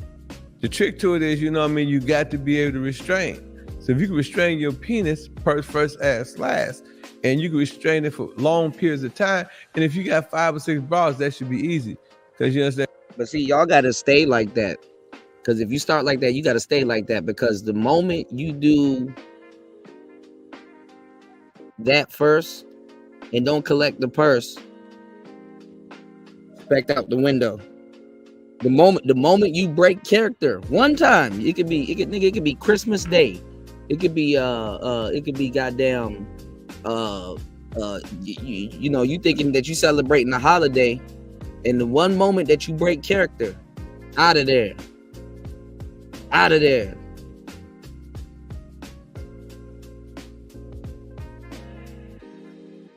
You got Fantastic. He up here debating a nigga with scuba gear. You gotta be in there like swimwear, y'all. Shout outs to my bro Quasar for L podcast. Make sure y'all subscribe to him. Peace to the players. All right, give me 1 second, y'all. Hold on, I'm multitasking in the background. Give me 1 second. I mean, you can, these bras that got. Shout outs to Royce. There he go. Real player in the building. He said, just explain the 90-day rule. Y'all, that's how women pimp squares, man. Pimp squares through the stratosphere. Shout outs to Royce J in the building. A little time in, you can spend a little time with them, and you can start the new bras out. You understand me? And make sure you understand they wait until it's time, for a nigga, you understand, do what need to do. But by that time, they 30, 40, 50 in the rear. And when they get that far in the rear, it's hard for them to get out of gear. You know what I mean? They're going to stay in their rear. They ain't going to move and drive. They're not going to get in neutral. They're going to stay in the rear. She ain't going to jump ship when she done invested $50,000 into the gears. situation. Why she would change gears when she say I'm in the rear? That's why a lot of times, man, as soon as you get the body done, as soon as you get her a big bag, big present, she gone. Because she ain't in the rears no more. She done caught up to you. That's what my man Sauce Walker was talking about. He said that some dude did all that, and the bra came back to him and said, Daddy, look what I got. You know what I'm saying? So, you got to be, man, it's all about chess, man. It's all about chess. And I wanted to speak on this because I know, of course, you're going to know about this. I mean, it's all about psychology. And that's psychology plays in every aspect of life. And you should really take the time to invest in your knowledge in psychology, because everything you want is through another person. And, you got to use psychology to get what you want. But the book, Games People Play, mm-hmm. You know about that. Eric Bernay. Yeah, Eric Bernay. Break that down, because you seem big on psychology. You talking about transactional analysis. Some of y'all haven't even checked out the book. Never mind. Exactly. Okay, Dr. Eric Burns. Yes. So, I read that book when I was 18. I took this course called Transactional Analysis, and it's the different ego. What I liked about what Dr. Eric Burns, he's talking about the ego state. So you got the parent ego state, you got the adult ego state, and the child ego state. All right. Now, each one of these states, we all rotate from period to period. Like right now, you're interviewing me, so you in the parent ego state, and I'm in the adult ego state because I'm giving you adult answers. Yeah. But if I was being gang goofy, this is also known as frame and frame control. And laughing, that's going to my child ego state. Right. And sometimes, like when you're dealing with bras and you're giving them instructions, you know what I'm saying, you got to be the parent. Yeah. You know what I'm saying? I mean, sometimes when a bra acting goofy, you got to sit there, and don't pay attention. You got to be an adult. And then sometimes, when you give the value, things get a little too serious, you might have to go in your child ego state.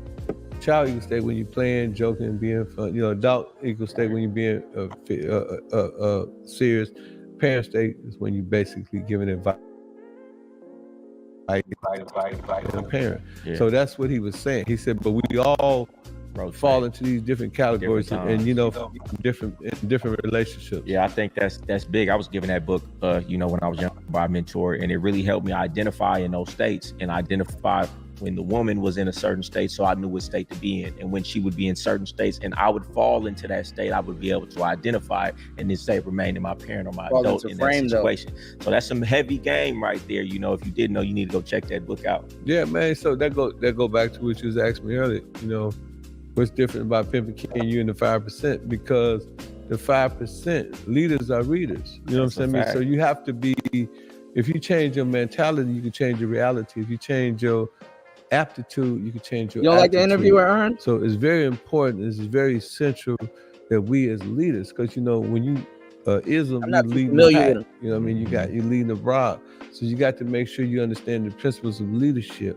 You got to read Think and Grow Rich. You got to read Napoleon Hill. You got to understand, you got to read Dale Carnegie, you know what I'm saying? How to Win Friends, Influence People. Yeah. These is just basic books that all millionaires and all powerful men read, dignitaries. 48 Laws of Power.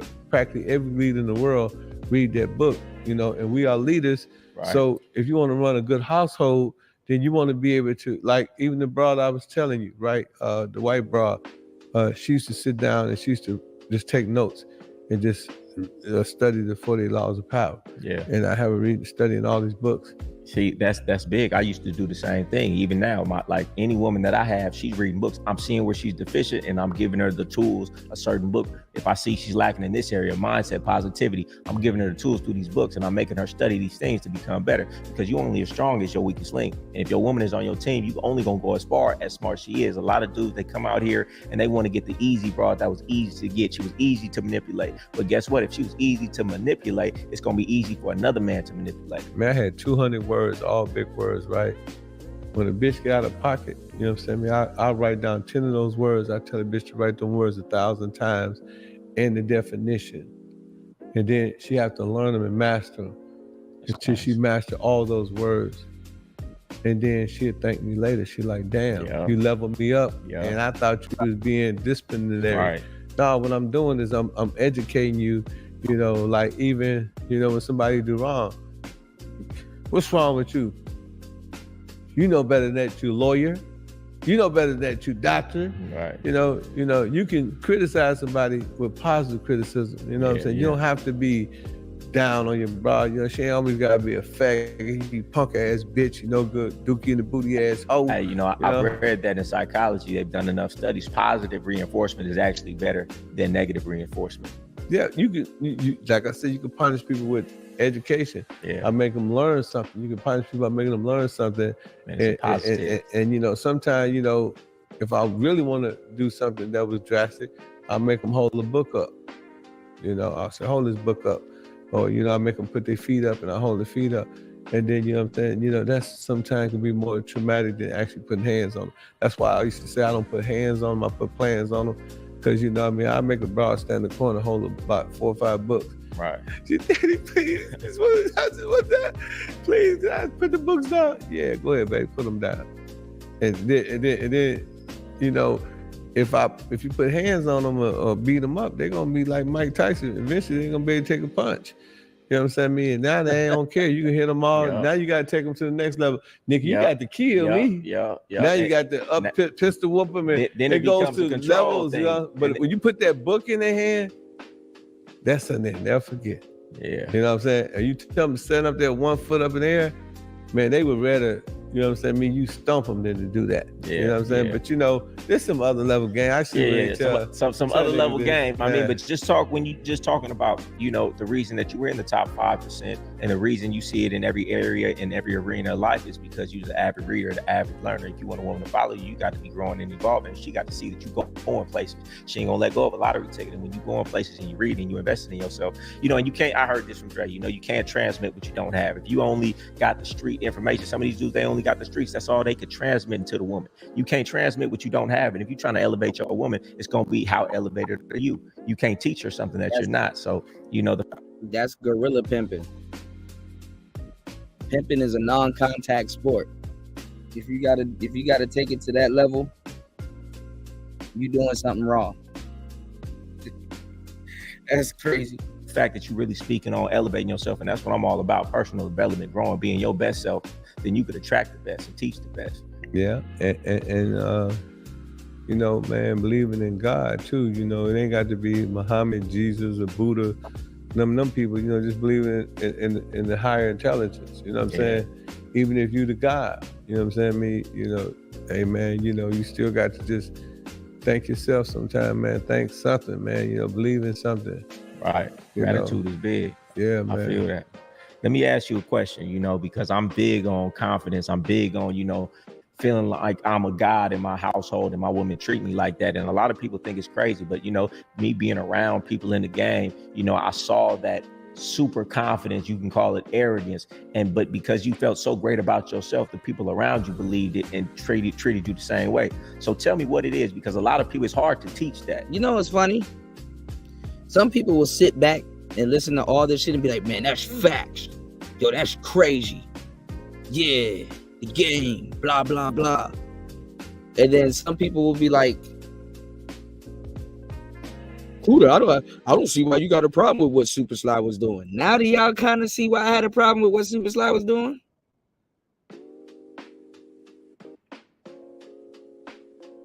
Y'all kind of with the criticism.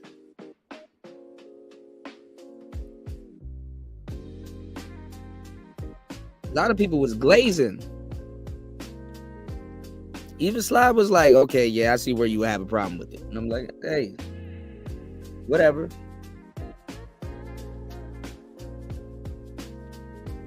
All right, everybody got everything in the world to say about it, but don't understand it. So let's get it. Maybe just because I was around people like you. Yes, again. I was able to see that, and I just thought that was normal to feel like I'm a guy. You can't teach the square. And my woman treat me like a guy. How would you talk to these squares out here, or these regular people out here who can't feel like that? They don't want to walk around like, they don't know how to walk around like that. They can't get their woman to treat them like a guy. Where should they start? I seen the crazy shit happen when I was about 8 years old. And my mom was like, I got to go to church. And I can't see my pastor name because he's still living. But, my mom was pastor. So and he said, my daddy looked at it and said, Mama, what the fuck is wrong with you? Why you all thinking about this nigga? Pops is acting crazy. He said, that nigga ain't your God. I'm your God. I'm listening, right? And I say that because my daddy's my hero, right? So I learned a valuable lesson that, I know a lot of people might think, I would, if TD Jakes, I'm cutting that nigga off. When I was pimping, I ain't playing no Farrakhan, no TD Jakes, nothing, man. You understand what I'm saying? This game right here, this heavy. No, I'm serious, man. I didn't let them, Dr. Sebi, all that shit, man. That shit will fuck up a nigga household. Hey. And when you pimping, man, you is the God. Yeah. You know what I mean? But the way my daddy didn't even allow, he didn't want my mama to get too close to the preacher because she was starting to not pay attention to him, and she was putting his priorities over my father's priority. My father stopped that shit in the track. And so she stopped acting like that. Like, I got to go do this for the pastor. I got to do this and this, that, other. He put a halt to that shit. You know what I'm saying? So, I said, damn. I used my mama as an example. I said, man, I hope God don't strike me down for this one day. But, I didn't allow Ern, I emailed, if you could tell Nimans to check his email. I gotta reach out to him on Instagram. If you run into Nee, if you could tell him if he could send me his book, because I think he tried to email it to me, but it didn't have anything in it. So if you catch him before I do, if you can let him know if he can email me the PDF file of his book, and I got him. Yeah, I read Ken's book back in the day, the 48 Laws. Really good book. And you saw what happened with Prince Stella, y'all. Y'all saw what happened with Prince Stella. Prince Stella read his book and got real motivated. Start trying to be a madame and shit. Like you said, Drake can't be on my TV back in the day. I say it all the time. Why you listen to all these pimp music in the car with your broad? You letting him lace your broad. You know what I'm saying? Man, listen, man. That's where the God concept come from, right? Because if you ain't her God, somebody else gonna be a God. That's what I was trying to say. Facts. There you go. You know what I'm saying? You ain't her God, my daddy said, no, Pastor so-and-so ain't your God. I'm your God. If it's a man of God, then I'm that God. I'm the God. Right. I'm him. Right, yeah. You know what I'm saying? That's them. And that's how my father believed. And he stood on that shit. And even though I was young, I picked up on it and it helped me. And every time, man, I'm telling you, man, And the bra I'm about to say this, my mama might put that joint in the Discord. I can get Ken's book and put it in the Discord if y'all want it. I listened to. So this one bra, man, you know, my mama Christian, right? So I let her go talk to mama, right? I said, go ahead, go talk to mama. Man, my mama damn near knocked me. She converted the bra, right? So I never let her talk to my mama, or let one of my prostitutes talk to my mama no more. Cause my mama, you know what I'm saying, me, she was trying to get them a new guy. Right. Look, y'all need to get saved. Y'all need to get off the streets. You know, God don't like ugly. This is not right. You know, y'all sleep with all these different men. And you know, my mama don't know better. She don't know, mama, this is how we eating around here. You know, this is how I'm getting all this luxury stuff. This is how your son doing so well. But she didn't know no better. So, you know what I'm saying? You know, and this bra, man, literally got flipped. And you know, I knew it because we were riding, and she said, I was thinking about what your mom said. Listen, man. Hey, hold on, man. Listen, man. We ain't gonna play this game, man. You know what I'm saying? Hey, man, listen here, man. Mama running game. You know what I'm saying? She just running game. You know what I'm saying? She just trying to see how tight she is on me. You know what I'm saying? You know, I was fast go with the pivot, man. I'd make up some shit. I switched that shit around so quick back in the day. But, you know, I ended up keeping her for about another 7 years. I broke on her, but, you know, yeah, hey, man. That's funny. All right, I got a couple more questions for you. Oh, hold on. Y'all telling me to drop the book. Oh, y'all want the game. Y'all telling me to drop the book. If I drop this book, y'all better read this book. Support the show. Give me 1 second, y'all. Let me go fetch that for y'all. Give me 1 second. Let me see if I can go get it real quick. 1 second. Let's see here. Y'all getting laced, huh? Y'all want that book, huh? Damn, I gotta read this. He said, what? Oh, y'all interested in the game. All right. Can't get mad at you. And we already got into that one. Let me see.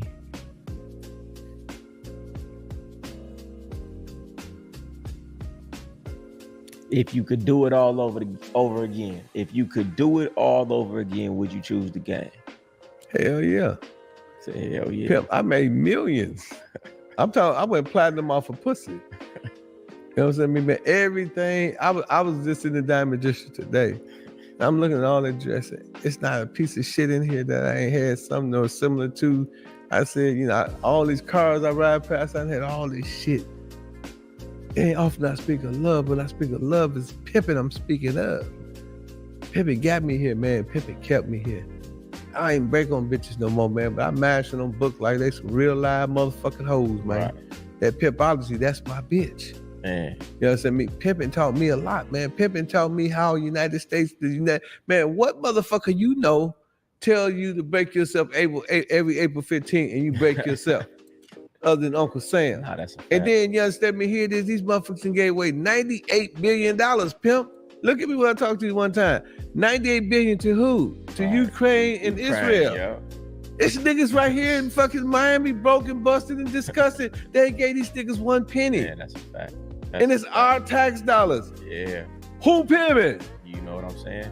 Who pimping? That's really big game right there. No, seriously, who pimping, pimp? Yeah, that's the biggest game. So that's what I'm trying to tell you. So when motherfuckers talk about this on the corner pimp shit, this fake ass shit, man, they got to look at the real, man. It's real shit goes on some real level shit. Nah, that's what I say. I mean, y'all talk about deception, man. Did Saddam Hussein had weapons of mass destruction? Yes or no? Hell fucking no. But did the government tell us he did? Yeah. Hell yeah. Didn't they tell us afterward that it was a mistake? Yeah, that's big game right there. But if we tell a bitch, hey, look here, bitch, you know what I'm saying? I'm going to take you to the moon, bitch. I'm going to let you jump in the air and you're going to stay there for 2 minutes, bitch. You ain't going to hit the ground. Hey, man, that's deception.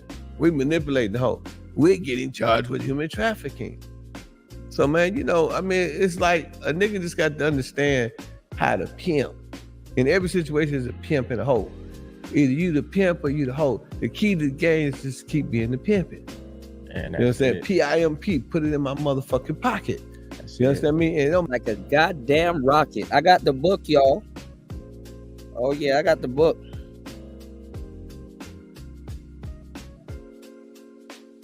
I got the book right here. Crystal clear.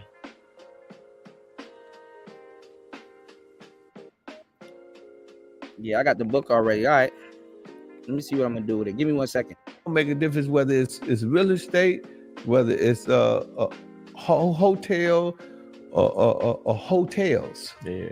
I'm talking about a hotel, a bitch's tail. You understand me? It's still pimp. You understand? But as long as you understand me, getting a profit, a return, or ROI on your game, then you're winning, Jack.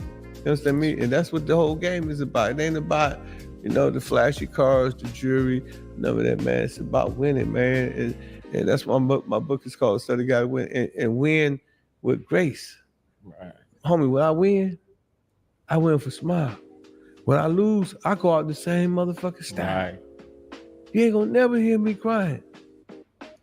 Hey man, I accept this shit for what it is, homie. You know what I'm saying? It don't make no difference to me. You know what I'm saying? When them niggas rob me in DC, I charge it to the gang. Got to. Yeah, I heard about that story. I said, man, I charge the gang because you understand them bitches got it right back up. You know what I'm saying? Everybody was like, man, woo. I said, man, listen here, man. One game pay another game, man. Hey, man, every time a nigga rob me, guess what he do? He go buy some pussy from another pimp.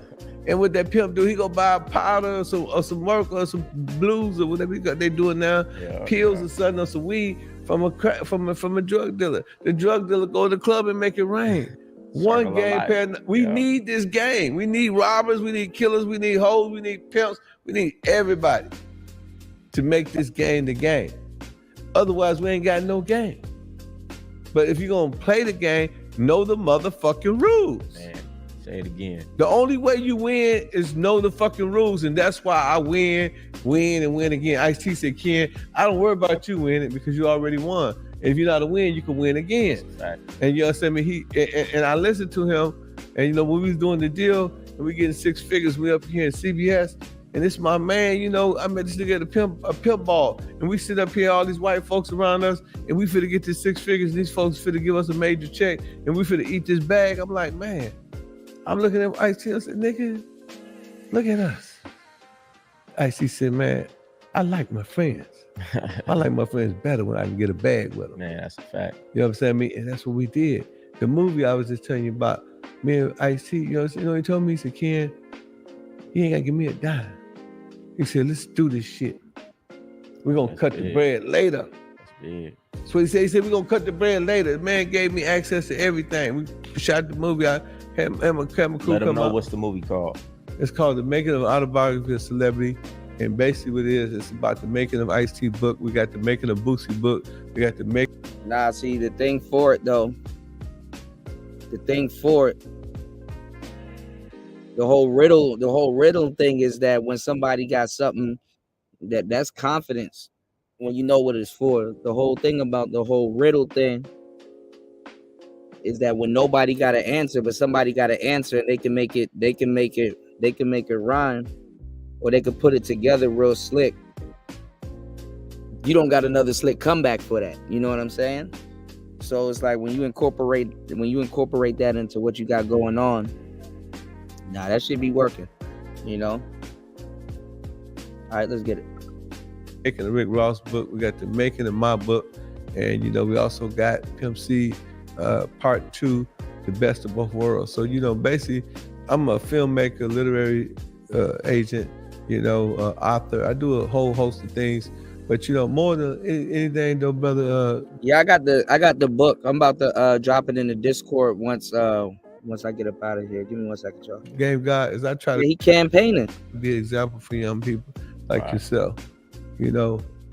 Man. All right, there's some shout outs to you, player. Stay up, all right? Said pimps don't die, we multiply. You know what I'm saying? My thing, brother, Game God, is this. When I was young, they told me, they said, Ken, we're gonna pimp or die. I said, nigga, I don't wanna die. I said, nigga, I'm a pimp and multiply. Yeah. You see what I'm saying? Yeah. So when niggas was out there losing their hoes and losing their hair and teeth at the same time, right. Man, I was out there, making movies. I was out there, negotiate with record labels. Yeah. I was out there negotiate with movie theaters.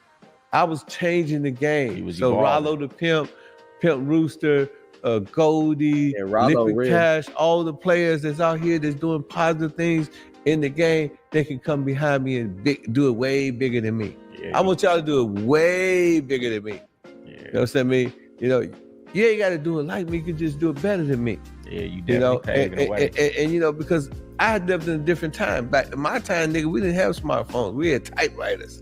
Yeah. So y'all niggas got smartphones. Dumb niggas with smartphones. You see what I'm saying? So that's a big ass difference. Yeah. So y'all niggas got the internet. We didn't have the internet back then. You know what I'm saying? So y'all niggas, you was a pioneer from changing the game like that. Yeah, I did on every record. I said www.pimpandken.net. So I had a website that was 20-something years ago. Yeah. Now think about that. All these niggas, I was going viral. Yeah. Before they even knew what viral was. The first album I did was in 2000. You know what that was? Jermaine Dupri. Oh, Jermaine Dupri. And it says www.pimpandken.com. It was the .net. I changed it to .net when I went to Lil Jon. That was in 2003. That was 21 years ago. So I've been doing this internet shit for 24. I've had websites for 24 years. Yeah. And I've been knowing about computers since 90. I learned how to write code in 90. Yeah. You know what I'm saying? Me in prison. Think about that. Man, if they don't take nothing from this, man, they got to see that you're an avid reader. You work on yourself, you evolve, you change, you expand. And I love myself too. Man, that's you gotta love yourself. Man, that's big. Man, say that to the camera right there. If you don't love yourself, you can't love me. If you don't control yourself, you can't control others. It starts with self. That's some game. You know what I'm saying? Self-confidence. And when Michael Jordan shoot that ball, he don't think he can make it. He know he can make it. And that's the difference between people that I can and I can't people. You know what I'm saying? Some people say I can, some people say I can't. You know, some can, some can't. Some will, some ain't. Different strokes for different folks. Some like Pepsi, some like Coke. But I could tell you, hey man, to each his reach. You know, so in life, you know, you just got to just have that supreme confidence. And let me tell you something, man. All y'all must understand this. The greatest thing in life is faith. Faith is me sitting on this chair and not thinking this motherfucker gonna cave in. I got so much faith that I sit in this motherfucking chair, this motherfucker hold me up. But you ain't got faith in your goddamn self. You got more faith in a fucking chair than you do in yourself. Ooh, that's heavy. You got faith that when you hit the motherfucking brakes, the motherfucking car gonna stop. But you ain't got faith in yourself. So faith is the things that I hope for, but not the things that that's the thing that's not saying, but the things that I hope for. So the Bible says have faith that of a mustard seed. That's really small. This much faith can get you, you know, man, I just say something gonna happen, it happens. Right. Man, that's some heavy game right there. Before we wrap this up, man, just say a couple words, man, because, you know, I'm always about, you know, personal development, man, and you dropped a lot of gems in here, man. So leave the people with some of the biggest things that you feel like, you know, made you who you are and can make somebody who they want to be. Well, the first thing is, you know, I read Think and Grow Rich. Beautiful. And Napoleon Hill said, whatever the mind believes and conceive, the mind can achieve. You know, I also believe that what we go through, we grow through. In life, you're going to have a major fall through before you have a major breakthrough. So basically what that means, most people reach the lowest of depths before they reach the highest of heights. Facts. You know what I'm saying? You're going to go low before you go high. But guess what? When you're low and you're on the ground, ain't nowhere to go but up. And when you fall, make sure you fall on your back. Because if you can look up, you can get up. You know, these just basic things that, you know, and people that betray you, you know, don't trip on people. You know what I'm saying? People start at your feet, they end up at your throat. You know, but that's common though. You know, people feign friendship. Most of your friends become frenemies. You know what I'm saying? They just act like they with you, but anytime somebody praise you a lot, they really envious of you. If they talk about you too much, if it's too overkill, it's profusely praising you, they really plotting on you. So remember that, whether it's the least appearance of evil, I know that's expect like the greatest amount of danger. Whoever could do you good can also do you harm. Whoever could do you good can also do you harm. And establish principles and forever live accordingly. That's very important. You know, do what you say you're gonna do. I was telling Goldie, I said, you know, in the alphabet, you got A, B, C, D. You're gonna spell cat, C-A-T, you're gonna spell dog, D-O-G, every time, because those characters never change. And those characters represent principles. Those are principles of the alphabets. From A to Z, those principles stay the same. And that's what you got to have. You got to be like alphabets, you got to be principles. And the numbers the same thing. 1, 2, 3, 4, 5, 6, 7, 8, 9. 10 is not a number. Right. 10 ain't nothing, but the 0 is nothing. But once you get to 0, you got to go get the character 1. Right. So the 0 is a part of the character building. Zero is a concept more than it is a 0 is a concept more than it is a number, but it is very important. So you go to 10 to 100 to 1,000 to 1,000,000 to 1,000,000,000 or 1,000,000,000, whatever you want to go through. But that's character building. So you could even build on your character, by adding decimals or adding zeros to your character, right? You know what I'm saying? So when somebody say you 100, a lot of y'all say y'all 100, but y'all really 75. So you're not 100, because you ain't gonna tell your bra her breath stink. You ain't gonna tell her she getting too fat. You know what I'm saying? You ain't gonna tell your guy, hey man, you need some Viagra. You ain't gonna say these things. That's keeping it 100. We keep it 75. But if somebody keeping it 50, you need to run for the hills. I give you 25%, but I ain't gonna give you no 50%. 50% is overkill. So make sure, when you deal with somebody, give them 25%.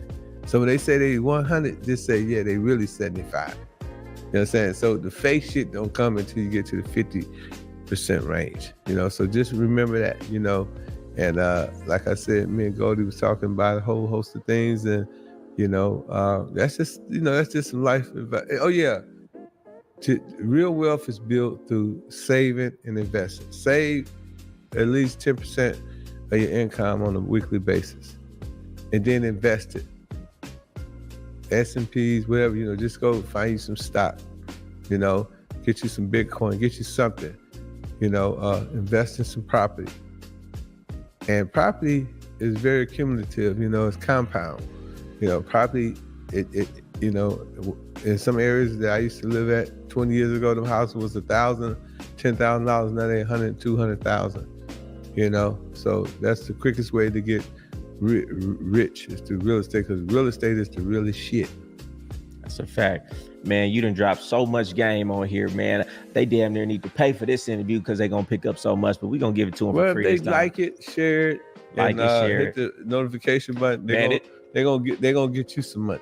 Yeah, you know what I'm saying? They're gonna, if y'all get them views up, share the video, show everybody this video, y'all gonna help Goldie, get richer than what he already is. And I appreciate you coming on here, and I just wanted to leave with a couple words, man, because you were talking about some heavy things, but what I really took away from this, man, is appearance, man. You gotta look like... Now, you said the S&P too. You threw out the S&P. Like $1 million if you want to ask for $1 million. There's like 2-3 different S&Ps though.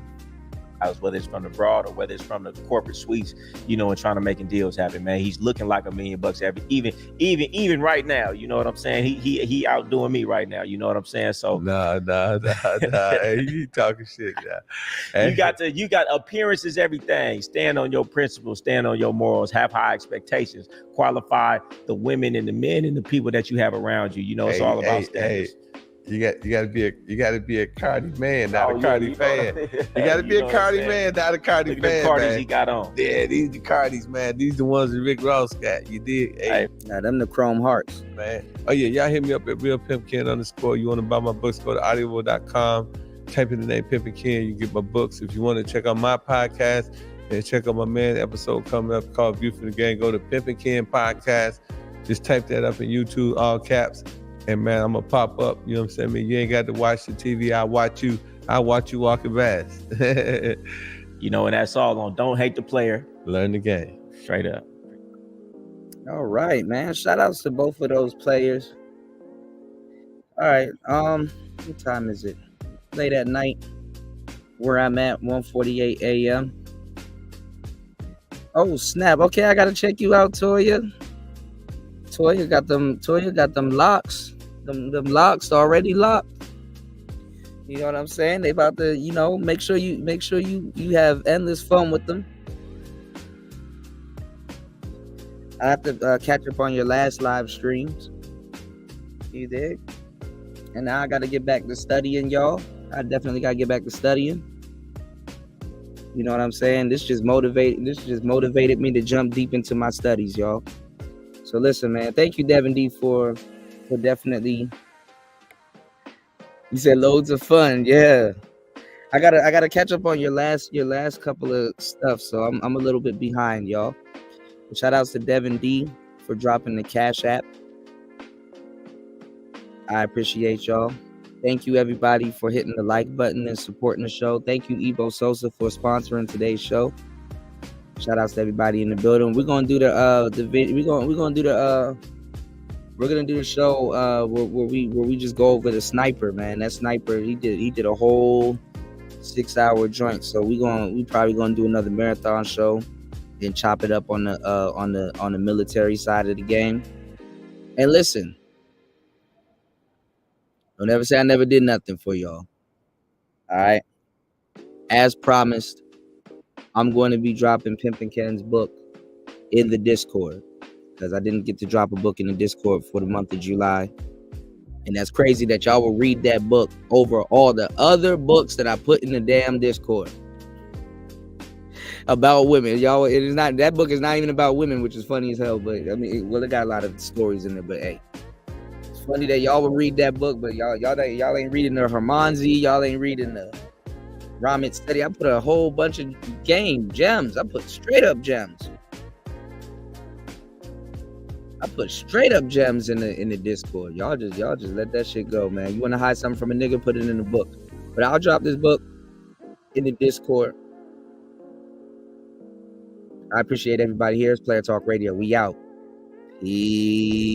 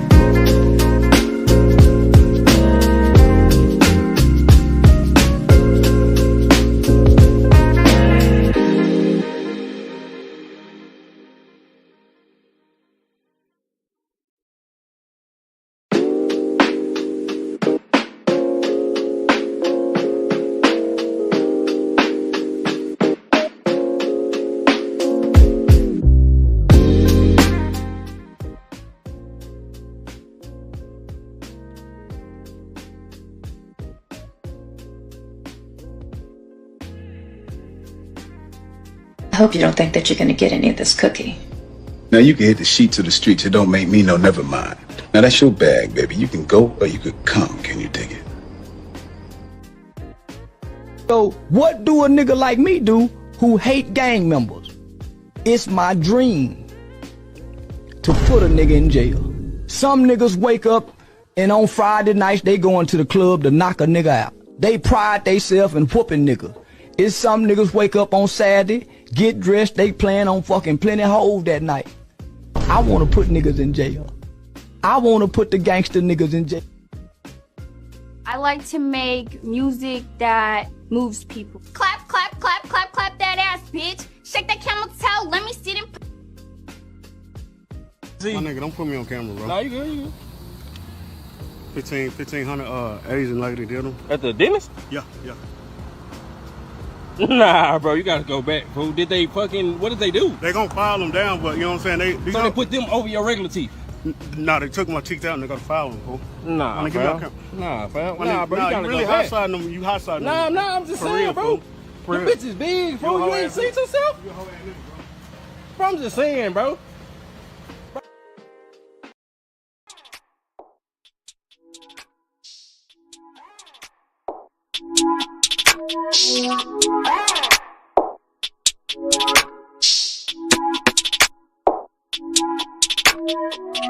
I think think it's kinda strange how you let yourself get caught up from a little attention. I try to make you feel secure. I don't give you no reason to even question.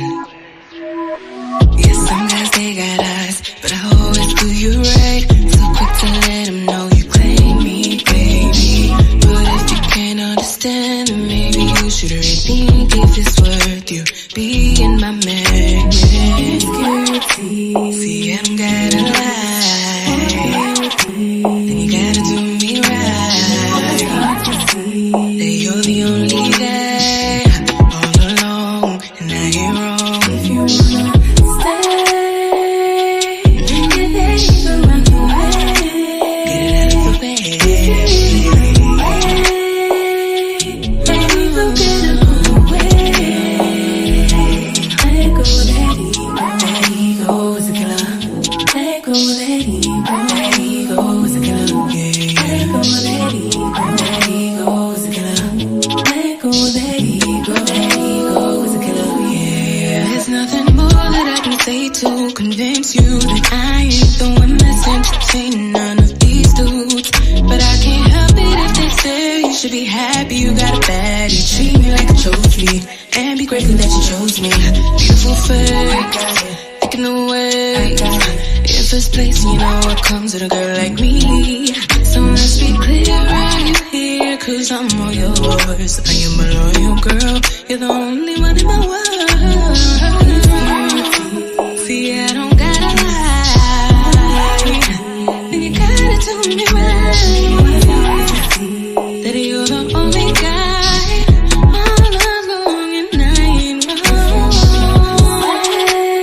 If you wanna stay, you go out the way. Get it out of the way. If you really like, if you love me, you gotta go away. You're the